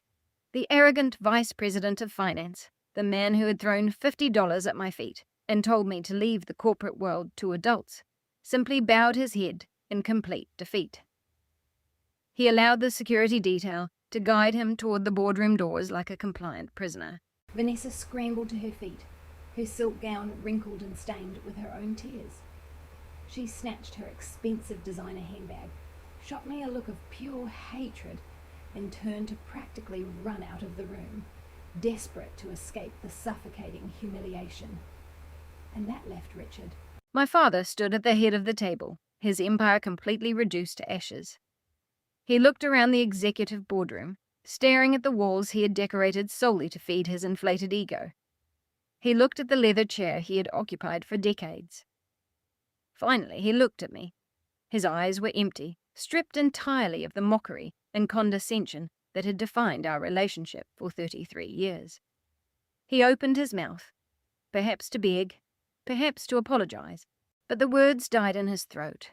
There was nothing left to say. A security guard firmly pointed toward the exit. Richard slowly turned and walked toward the heavy oak doors, his shoulders slumped, his steps heavy and aged. I stood at the head of the table, watching them leave. I watched my security team escort them down the luxurious executive corridor. I knew that in exactly 5 minutes, they would be marched through the first-floor lobby like criminals. The dispatchers and warehouse workers, the very people they had looked down on and exploited, would watch this elite, untouchable family get thrown out onto the street. The physical manifestation of power was complete.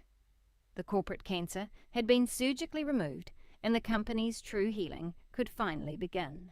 3 hours later, I sat behind the massive custom marble desk in my private penthouse office at Vanguard Holdings. The adrenaline from the hostile takeover had faded, replaced by the quiet, intense focus required to save a dying business.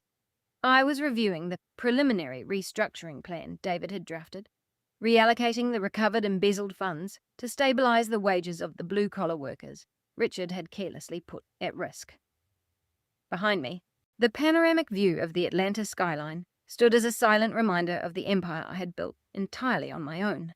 Suddenly, the absolute silence of my executive suite was shattered by a sharp, chaotic commotion cutting through the frosted glass doors. I heard my receptionist's panicked, apologetic voice clashing with the sharp, demanding tone of a woman completely used to getting her own way. Before I could even press the intercom button to summon security, the heavy glass doors were flung open. Patricia stormed into the room. My mother looked completely out of place in the sleek, high-tech environment of this multi-million-dollar equity firm. She was dressed as if for a casual Tuesday at the Buckhead Country Club, wearing a spotless white tennis skirt, a designer pastel sweater draped over her shoulders, and oversized luxury sunglasses pushed up into her perfectly highlighted hair. But the confident, arrogant aura she had displayed at the retirement party was entirely gone. Beneath the expensive exterior, she was trembling with raw panic. My receptionist, a highly efficient young man, stood anxiously at the door. "I'm so sorry, Miss Vanguard," he said, visibly flustered. "She bypassed the lobby security desk and refused to stay in the waiting area. She claims she's your mother." "It's fine," I said, keeping my voice absolutely level. "You can return to your desk. Shut the door on your way out." The receptionist nodded, stepped back, and pulled the heavy glass door shut, sealing Patricia and me inside the spacious, quiet office. Patricia stopped in the center of the room. She slowly set down her designer handbag, her eyes wide as she took in the sheer, staggering luxury of my executive suite. She stared at the imported Italian marble floors, the massive digital stock tickers scrolling silently on the far wall, and the breathtaking, unobstructed view of the city. Her mind was rapidly processing the terrifying reality. The daughter she had mocked as a worthless dropout was currently sitting at the absolute pinnacle of corporate power. I leaned back in my ergonomic leather chair, bringing my fingertips together. I didn't stand up to greet her. I didn't invite her to sit. I waited to see how this ultimate enabler would try to handle the downfall of her provider. For 33 years, Patricia's survival strategy had been simple. Attach herself to the person with the most power and money in the room. When Richard was a successful logistics CEO, she happily played the role of the loyal, arrogant wife, turning a blind eye to his cruelty as long as she flew first class. When Jamal flaunted his stolen wealth, she instantly favored him over me, eager to bask in the glow of his expensive gifts. Now that Richard was ruined and Jamal was facing serious federal time, Patricia was desperately searching for a new life raft. Suddenly, her face crumpled. The arrogant country club matriarch vanished completely, replaced by a theatrical performance of maternal devotion. She let out a loud, trembling sob and pressed a perfectly manicured hand to her chest. "Rachel, my beautiful girl," Patricia cried, her voice thick with forced emotion. She rushed forward, her tennis shoes squeaking slightly on the marble floor, her arms wide as if to pull me into a deep, loving embrace. I didn't move a single muscle. I simply stared at her with absolute icy detachment. My physical boundaries were so rigid and uncompromising that Patricia came to a sudden halt just 2 feet from my desk. Her arms fell awkwardly back to her sides.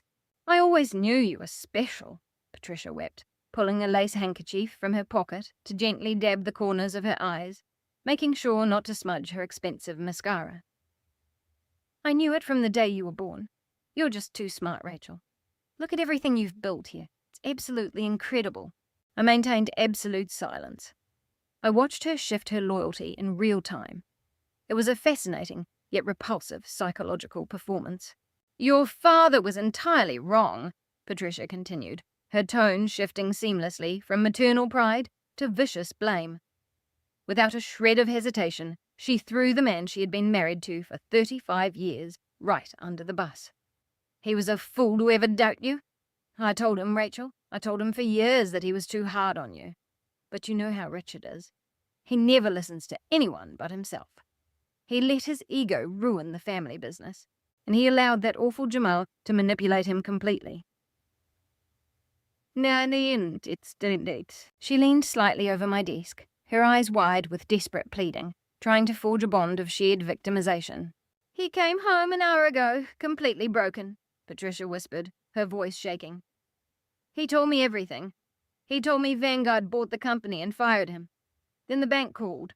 They froze all our primary credit cards pending a fraud investigation into Jamal's accounts. I went to the club to pay for my weekly facial, and my card was declined in front of everyone. It was the most humiliating experience of my life. She paused, expecting me to gasp in horror at her minor social inconvenience. I simply blinked. We have nothing left now, Rachel, Patricia pleaded, fake tears spilling over her lashes and running down her cheeks. The company is gone. The cash reserves are gone. We are drowning in the debt Jamal created. But then Richard told me who owned Vanguard Holdings. He told me my brilliant daughter was the one in charge. Patricia reached out, placing her hands on the edge of my marble desk, offering a watery, hopeful smile. Yeah, you have to help us, Rachel, she said, her voice dropping to a conspiratorial whisper, as if we were accomplices planning a minor intrigue, rather than discussing the catastrophic ruin of our family. We share the same blood. We're family. I know there are issues between you and your father, but you can't leave your own mother out on the street. I have the big spring gala at the country club next month. I'm on the hosting committee. I can't just drop out. I need an urgent injection of cash into my personal checking account to cover the event fees in my wardrobe. The sheer audacity of her request hung in the air. She completely ignored the fact that her son-in-law was a convicted felon and her husband was bankrupt. She didn't care about the hundreds of workers who had almost lost their livelihoods. Patricia's only concern was maintaining her elite social calendar.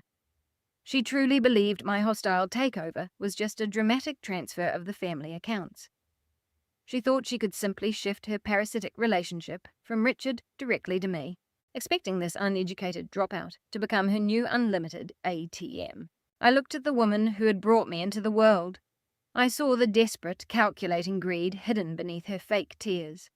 She was waiting for me to smile, waiting for me to pull out my checkbook, waiting for me to finally seek the maternal validation she had withheld my entire life.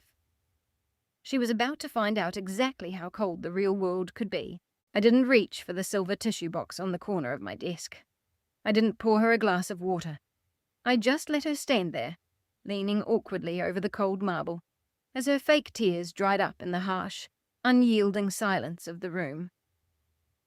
The absolute desperation in her eyes was pathetic. For a full minute, the only sound in the executive suite was the faint, rhythmic ticking of the digital stock display on the far wall. Patricia shifted her weight from one expensive tennis shoe to the other. When my icy demeanor failed to melt, her watery, hopeful smile slowly collapsed. The maternal disguise she had hastily put together on the elevator ride up began to crack under the pressure of my absolute disgust. You Rachel? Patricia prompted, her voice losing its fake sweetness and dropping into a tense, demanding register. Did you hear me? The country club needs the deposit for the gala by Friday. My accounts are completely locked. I just need a small bridge loan until we get this terrible misunderstanding sorted out. I leaned forward, folding my hands neatly over the massive restructuring document I had been reviewing. There is no misunderstanding, Patricia, I said, my voice dropping to a low register that cut like a scalpel. A misunderstanding implies a lack of clarity. What happened today couldn't be clearer. Your husband ran a business into the ground because he is incompetent. Your son-in-law stole millions of dollars because he is a criminal. And you lost your credit cards because you attached your entire existence to two arrogant fools. Patricia recoiled violently, as if I had reached across the desk and slapped her. She pulled her hands back from the marble edge, her body stiffening. "How dare you speak to me like that?" she gasped, instantly retreating into the victim mentality she used as a weapon whenever faced with accountability. "I am your mother. I have loved and supported you every single day. Just this morning, I was defending you to your father." "You weren't defending me this morning. I countered flawlessly, cutting through her rewritten history. You sent me a text explicitly cutting me out of a $20 million buyout you actually thought existed. You told me not to expect a single dime. You told me I was a disgrace to this family. Patricia opened her mouth, her face flushing red, but her brain completely short-circuited when her own words were turned against her. Blinded by her urgent need for cash, she had entirely forgotten the malicious text she had sent just hours prior. And you certainly didn't defend me at the retirement party, I continued, my voice echoing with the weight of 33 years of neglect. You sat at the head table. You watched my father take the microphone and publicly humiliate me in front of 200 people. You watched Jamal throw a $50 bill at my feet in the parking lot. You didn't intervene. You didn't speak up. You sat there sipping your martini while they humiliated me. I rose slowly from my ergonomic chair, standing at my full height. The sheer weight of my corporate authority completely overwhelmed her fading country club arrogance. I walked around the massive marble desk, closing the physical distance until I stood just inches from her. You allowed them to treat me like garbage for 3 decades, I said, looking directly into her wide, terrified eyes. You watched them tear me down, and you smiled because joining in the mockery guaranteed your place in Richard's wealthy little kingdom. You never cared about my survival. You only cared about your tennis skirts, your luxury vacations, and your elite social standing. Rachel, that's not true, Patricia pleaded, stepping back. Her voice lacked any conviction. She was frantically searching for a manipulative angle that simply wasn't there. I'm your family. You have to take care of me. My net worth is not a life raft for your poor choices. I delivered the final, non-negotiable verdict. I'm not funding your country club gala. I'm not paying your mortgage. I'm not rescuing you from the financial grave you watched your husband and son-in-law dig for this family. You chose your side a long time ago. Now you're going to experience exactly what happens when their money runs out. The reality finally set in. The illusion was completely shattered. There would be no check. There would be no reconciliation. The unlimited ATM she had envisioned had permanently locked her out. Patricia's face twisted into an ugly, venomous sneer. The fake tears vanished instantly. You ungrateful little brat, she spat, her true nature completely exposed. We gave you everything. You owe us. You think you can just steal your father's company and leave us with nothing? You're going to end up completely alone. No one will ever love a cold, ruthless machine like you. Looking at the angry, empty woman standing in my office, I felt absolutely nothing. No anger, no sadness. Just a profound, liberating emptiness. I'm perfectly used to being alone, I replied. It's certainly much better than being surrounded by parasites. I turned my back on her, walked to the sleek communication console on my desk, and pressed the silver intercom button. Security, I have an unauthorized individual in my executive suite. Please escort her from the building immediately. You can't do this to me, Patricia screamed, her voice echoing sharply against the glass doors. I'll ruin you. I'll tell everyone at the club what you did to your own family. The heavy glass doors slid open instantly. 2 large corporate security guards entered the room. Without hesitation, they flanked Patricia, each gripping her upper arms with firm, unyielding hands. Get off me! Do you know who I am? Patricia shrieked, struggling frantically against their grip. Her designer sunglasses flew off her head, hitting the marble floor with a sharp clatter. I am Patricia. I am a member of the Buckhead Country Club. You can't touch me. The guards completely ignored her hysterical protests. They turned her around and firmly marched her out of my office. Her screams echoed down the quiet executive corridor, growing fainter as they dragged her toward the elevator bank. She would be escorted, screaming and struggling, through Vanguard Holdings' massive glass lobby, stripped completely of her false pride. I stood alone in my massive, silent penthouse office. I looked down at the designer sunglasses she had left on the floor. Walking past them, I returned to my desk and sat in my leather chair. I opened the corporate restructuring files and picked up my pen. The enabler was permanently cut off. The toxic anchor that had dragged me down for over 30 years was finally unhooked. Taking a deep breath to center myself, I felt the absolute, untouchable tranquility of my empire, and went back to work. The tranquility of my empire lasted for exactly 18 hours. By Tuesday morning, Vanguard Holdings had completely absorbed the remains of Apex Freight. My restructuring teams had already moved into the logistics hub, dismantling the fraudulent infrastructure and establishing efficient supply chain protocols. I was sitting at my marble desk, drinking black coffee and reviewing the final termination paperwork for my father and his favoured son-in-law, when the secure line on my console flashed. It was an unlisted local number. I knew exactly who was on the other end. A cornered animal always lashes out at the final moment. When narcissists lose power, their immediate psychological instinct is to try to regain control through threats and intimidation. Jamal had spent the last 24 hours sitting in his heavily mortgaged suburban mansion, watching his corporate credit cards get declined and his company vehicles get towed away. Absolute panic had clearly forced him into a desperate state of delusion. I pressed the speakerphone button, letting the call echo through the quiet, glass-walled penthouse. "Good morning, Jamal," I said, my voice completely flat and devoid of warmth. "You think you won, Rachel," Jamal sneered. His voice was rough, lacking his usual smooth, polished cadence. He sounded like a man who hadn't slept all night, running entirely on adrenaline and desperation. "You think you can just walk into that boardroom, take a multi-million-dollar company from your own family, and face absolutely no consequences?" I took a slow sip of my espresso. "I'm not facing consequences because I didn't take anything illegally," I corrected him effortlessly. "Vanguard Holdings executed a completely legal, binding corporate acquisition. You signed the documents yourself. You handed me the keys. The media won't see it that way," Jamal countered, his tone hardening into that of a blackmailer. He was trying to play his pathetic final card. "You pride yourself on Vanguard's flawless commercial reputation. You operate in the shadows. You don't want a public scandal. I have deep connections at the Atlanta Business Chronicle. I have contacts at major financial news networks now." He paused, letting the silence hang, genuinely believing he was backing a CEO who managed millions into a corner. "I've already drafted the press release," Jamal continued, his arrogance temporarily returning. "It details exactly how Richard's bitter, estranged daughter orchestrated a hostile, underhanded corporate takeover to ruin her own family's legacy.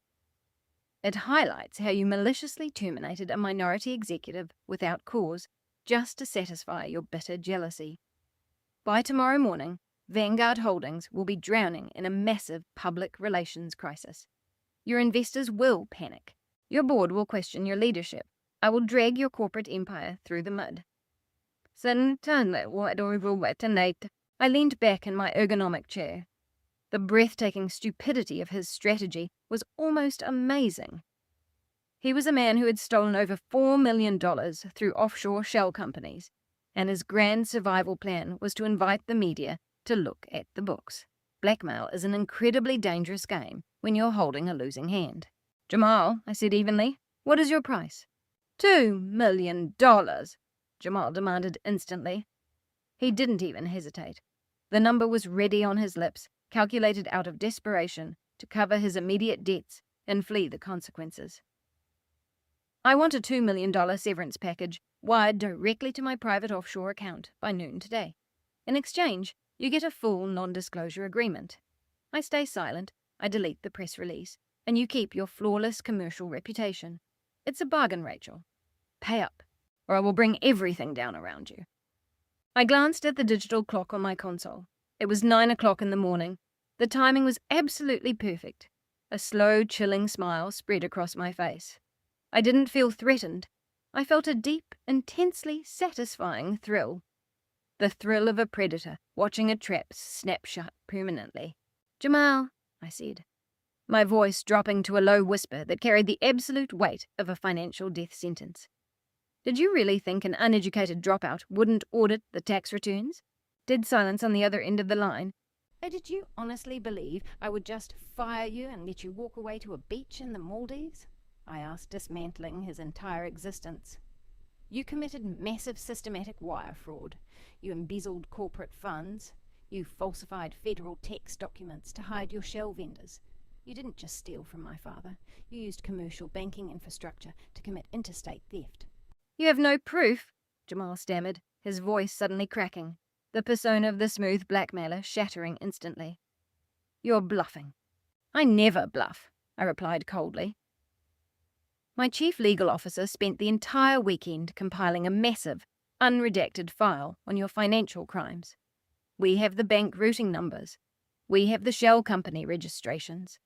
We even have the recording of the phone call where Vanessa enthusiastically admitted to using your illegal tax structures.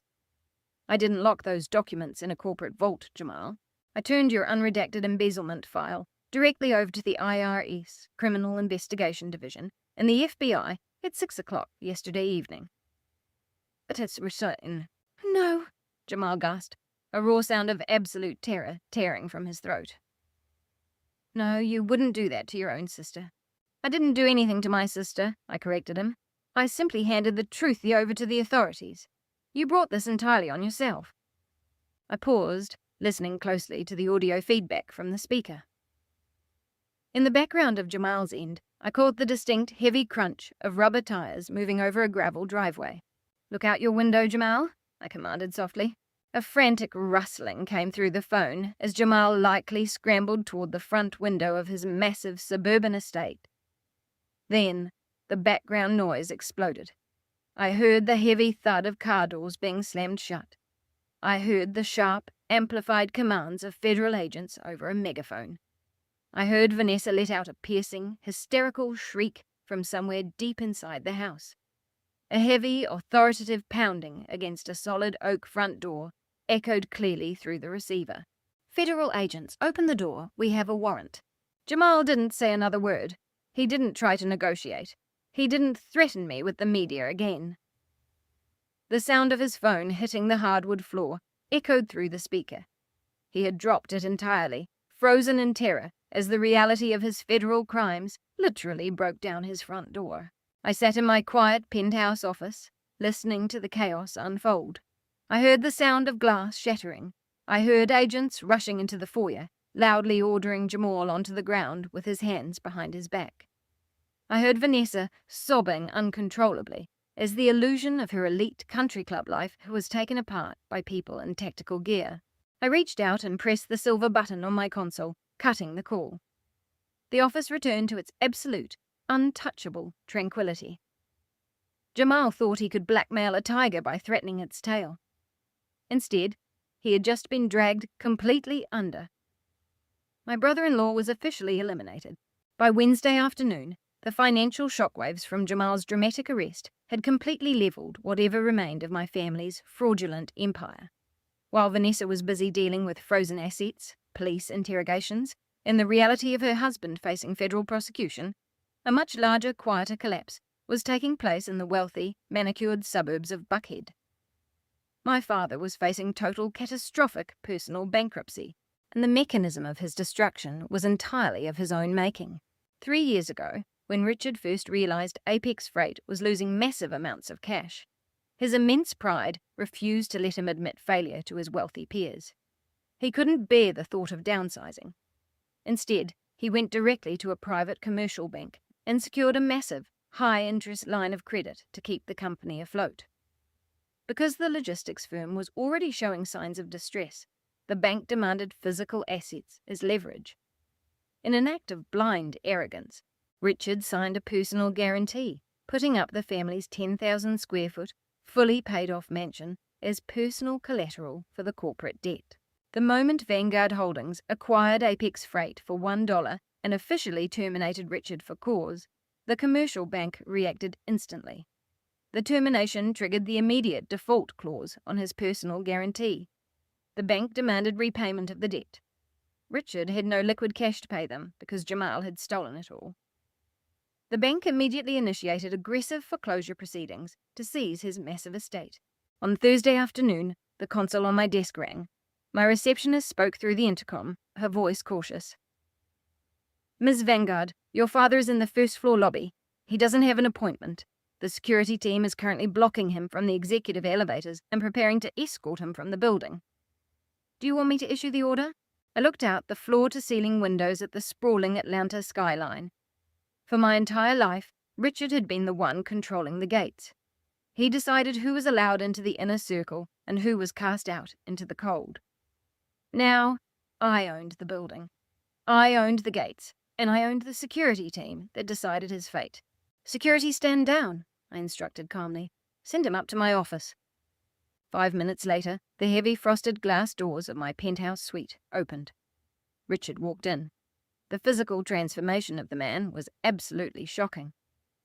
Just days ago at his retirement party, he had stood on a brightly lit stage in a custom tuxedo, radiating the invincible, arrogant energy of a corporate king. The man standing in my office today was a broken, empty shell. He wore a wrinkled grey suit that looked like he had slept in it. His tie was gone, his collar unbuttoned. He was pale, his eyes bloodshot with heavy dark bags beneath them, and his shoulders slumped forward as if the physical weight of his failure was crushing his spine. He looked frail. He looked completely defeated. He stopped a few feet from my massive marble desk. He didn't puff out his chest. He didn't try to shout orders or project his patriarchal dominance. He simply stood there, his hands shaking slightly at his sides. "Rachel?" Richard rasped, his voice barely louder than a whisper. I didn't stand up. I remained seated in my ergonomic leather chair, my hands neatly folded on the desktop. I looked at him with the cold, objective detachment of a bank auditor assessing a depreciated asset. "Security typically requires an appointment, Richard," I said, my voice completely devoid of emotion.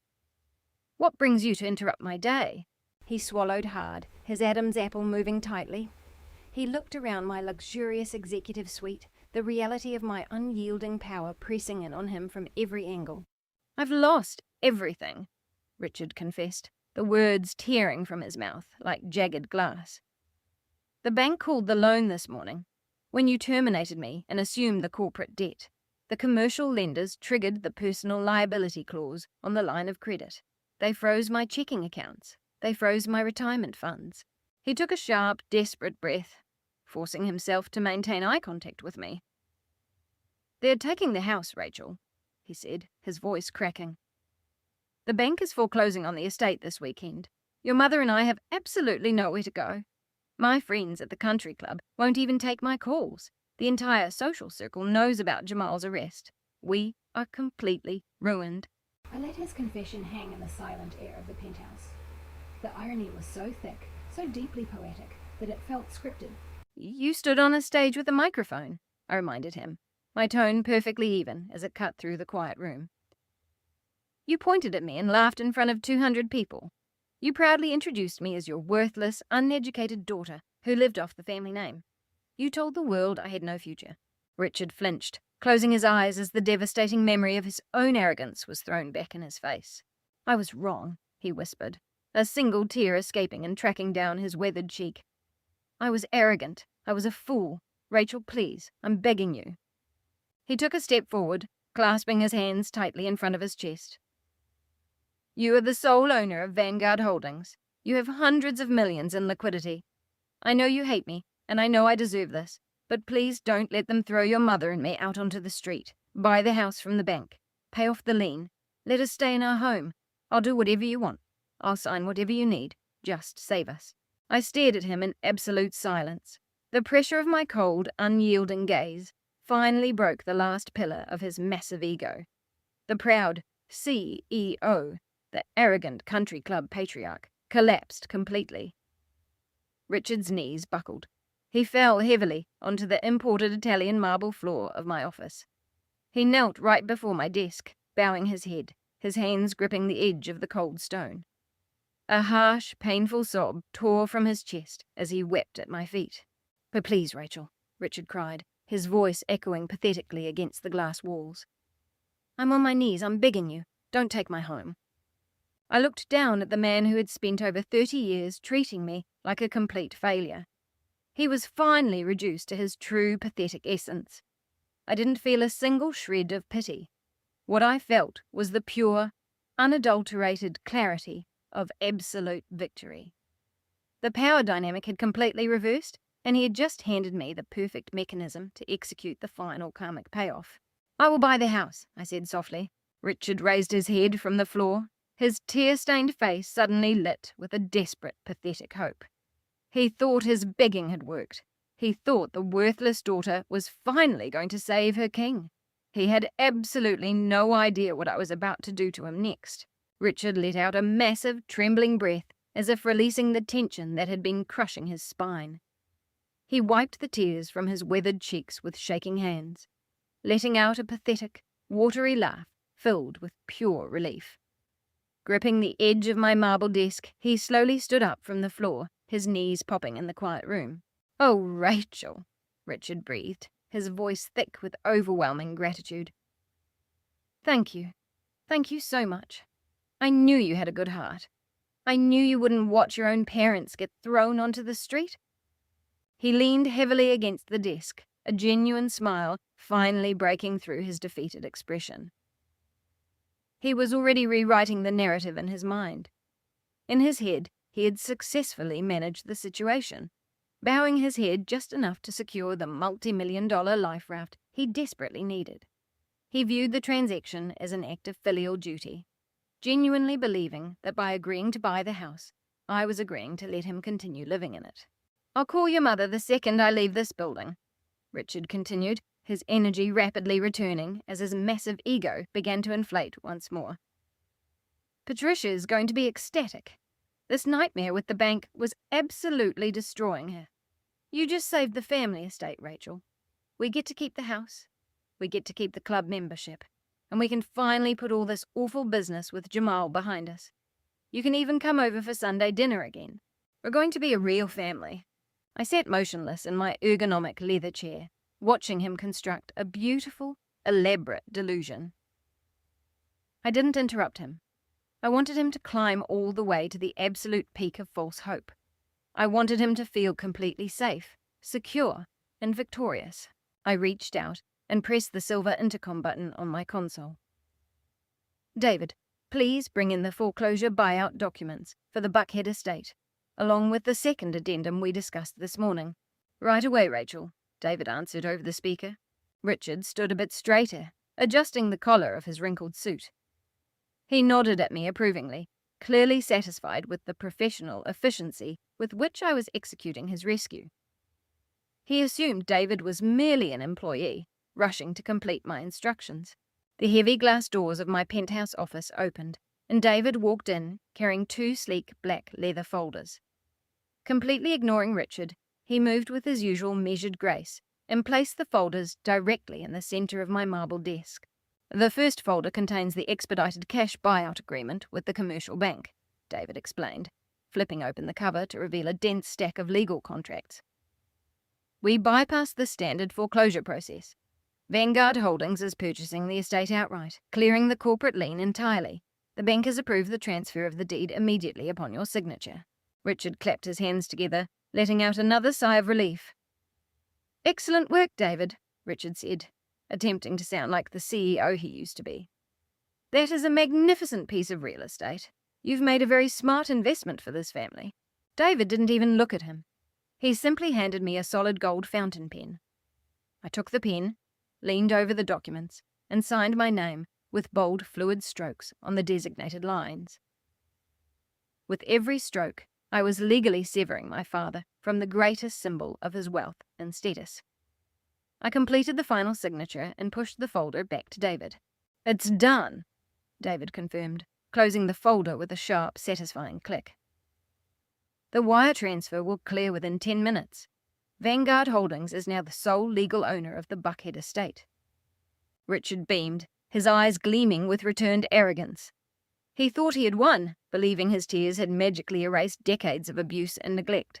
"I'm proud of you, Rachel," Richard said, placing his hands proudly on his hips. "You really stepped up today. I'm going to head back to the house now and tell the security gatekeeper to add you to the permanent visitor list." I placed the solid gold fountain pen down on the marble desk. The sharp sound of metal hitting stone echoed loudly through the room. I picked up the second black leather folder David had brought in, opened it, and drew out a crisp, fresh sheet of white paper, sliding it smoothly across the polished marble. It came to a stop directly in front of Richard. "You don't need to add me to the visitor list, Richard," I said, my voice dropping to a low, chilling register that instantly froze the smile on his face. "Because I control the gate now." Richard frowned in confusion. He looked down at the single sheet of paper on the desk, leaning forward to read the bold black text printed at the top of the document. Notice of immediate eviction. His breath caught sharply in his throat. His hands shot out, gripping the edges of the paper as if it were burning him. He scanned the legal text rapidly, his eyes darting back and forth across the page.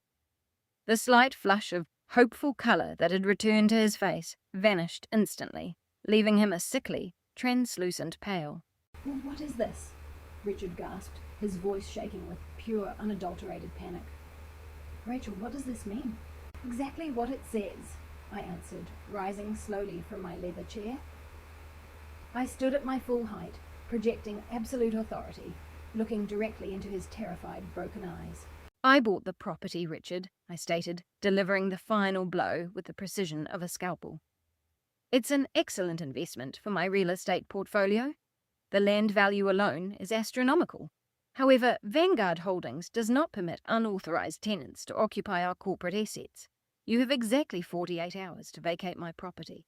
Richard staggered backward, the eviction notice slipping from his trembling fingers and fluttering to the floor. "No," he whispered, shaking his head frantically. "No, you said you were buying the house. You said you were saving us." "I said I was buying the house," I corrected him coldly. "I never said I was letting you stay in it." The sense of absolute ruin that washed over him was immense. The psychological trap had closed completely. I hadn't just refused to help him. I had actively purchased the tool of his destruction so that I could be the one to legally wield it. He wasn't losing his home to an anonymous, faceless bank. He was being legally thrown out onto the street by the very daughter he had mocked just days before. "Rachel, please, you can't do this," Richard shrieked, his voice rising to a hysterical pitch. "We have nowhere to go. We have no money. We'll be homeless. I'm your father." "You ceased to be my father the second you handed the microphone to Jamal," I replied, my voice completely devoid of sympathy. "You made your choice, Richard. You valued country club appearances over your own blood. Now, go pack your bags and experience the real world." I looked at David. "Call security," I commanded. "Have him escorted from the building. He has packing to do." When the security personnel entered the room, Richard didn't even attempt to resist. He was completely and irreversibly broken. The once mighty patriarch had been reduced to a mere shell. As the guards took his arms and guided him toward the glass doors, he simply stared blankly at the floor, facing his absolute ruin. 48 hours later, the Georgia sun beat down mercilessly on the pristine, manicured lawns of the Buckhead estate. I sat in the back seat of my armoured black SUV, parked quietly just outside the massive wrought-iron gates. The heavy metal gates were currently locked open, controlled by a digital code that only I possessed. Inside the vehicle, behind the dark tint of the bulletproof glass, the cabin remained perfectly cool and absolutely silent. With my hands resting in my lap, I watched the physical manifestation of their total downfall unfold in real time. A faded, dented moving truck sat awkwardly on the wide, circular cobblestone driveway. It looked completely out of place, a harsh, ugly scar against the grand architecture of the 10,000-square-foot mansion. There was no professional moving crew in sight, no white-glove relocation services, carefully wrapping antique furniture in protective foam. When the commercial bank froze, Richard's remaining accounts, and Vanguard Holdings officially took possession of the property, they were left without a single dime of liquid cash. They couldn't afford help. The elite, untouchable family had been reduced to manual labour. Richard stumbled out of the grand mahogany double front doors. The man who had spent decades playing the role of a corporate king was now struggling under the weight of 3 cheap, flimsy cardboard boxes. He still wore the wrinkled grey suit pants from the day he visited my office, his dress shirt untucked and stained with dark patches of sweat. His face was a deep, unhealthy red, as he dragged his feet across the cobblestones, his breathing shallow and heavy. Every single step he took was a physical humiliation, a reminder that he had destroyed his own empire. He hauled the boxes to the back of the rented truck, his arms shaking violently as he shoved them inside. A few seconds later, Vanessa walked out of the house, looking even more pathetic. The golden child who had called me just days ago to brag about flying first class to the Maldives was now sobbing uncontrollably. Her face was swollen and red, and her expensive hair extensions were tangled and stuck to her neck. She clutched a massive, absurdly expensive pile of designer handbags tightly against her chest, scrambling toward the back of the truck, her high heels scraping awkwardly against the driveway. She threw the bags into the dirty, rusted cargo bed. I watched with calm amusement as a $30,000 leather bag slammed roughly against the greasy metal wall, its perfect finish instantly ruined. Vanessa was struggling entirely on her own. Jamal was nowhere to be found. At that exact moment, her brilliant financial genius of a husband was sitting in a cold, concrete federal holding cell in downtown Atlanta. Due to the massive scale of the offshore embezzlement and his clear access to overseas accounts, a federal judge had denied his bail, labeling him a severe flight risk. The luxury overwater villas had been permanently exchanged for a stainless steel toilet and cinder-block walls. Vanessa was facing the stark reality of being left entirely alone to clean up the wreckage of her fraudulent life, while her husband awaited an inevitable federal prison sentence. Then Patricia stepped out of the house. My mother's appearance was the most shocking transformation of all. The arrogant, impeccably groomed country club matriarch was completely gone. She looked as though she had aged 15 years in a matter of 2 days. Stripped of her expensive makeup, her salon blowouts, and her curated luxury wardrobe, she looked small, frail, and utterly defeated. She wore a faded, oversized grey tracksuit, carrying a plastic storage bin filled with cheap kitchen utensils, her knuckles white from the strain. Halfway down the cobblestone driveway, Patricia stopped. She slowly lowered the plastic bin to the ground and turned around. She looked back at the soaring stone facade of the mansion, gazing up at the massive floor-to-ceiling windows of the master suite. Her shoulders began to tremble. Even from across the street, through the heavy tint of my SUV windows, I could see the absolute crushing despair that overwhelmed her. She was realizing that she would never host an elite gathering again, never sip a martini on the wide stone terrace. The wealthy, insulated society she had valued above the well-being of her own daughter had permanently closed its doors to her. She was officially an outsider. Richard shouted at her from the back of the truck, his voice raspy as he told her to hurry up. The deadline I had given them was absolute. They had exactly 10 minutes left before the Vanguard security teams arrived to officially lock down the perimeter and change the digital security codes. Patricia flinched at his harsh tone, hastily picking up the plastic bin and shuffling toward the truck. The toxic dynamic that had sustained their marriage for decades was now exposed as a hollow, bitter alliance of convenience, built on a foundation that had completely vanished.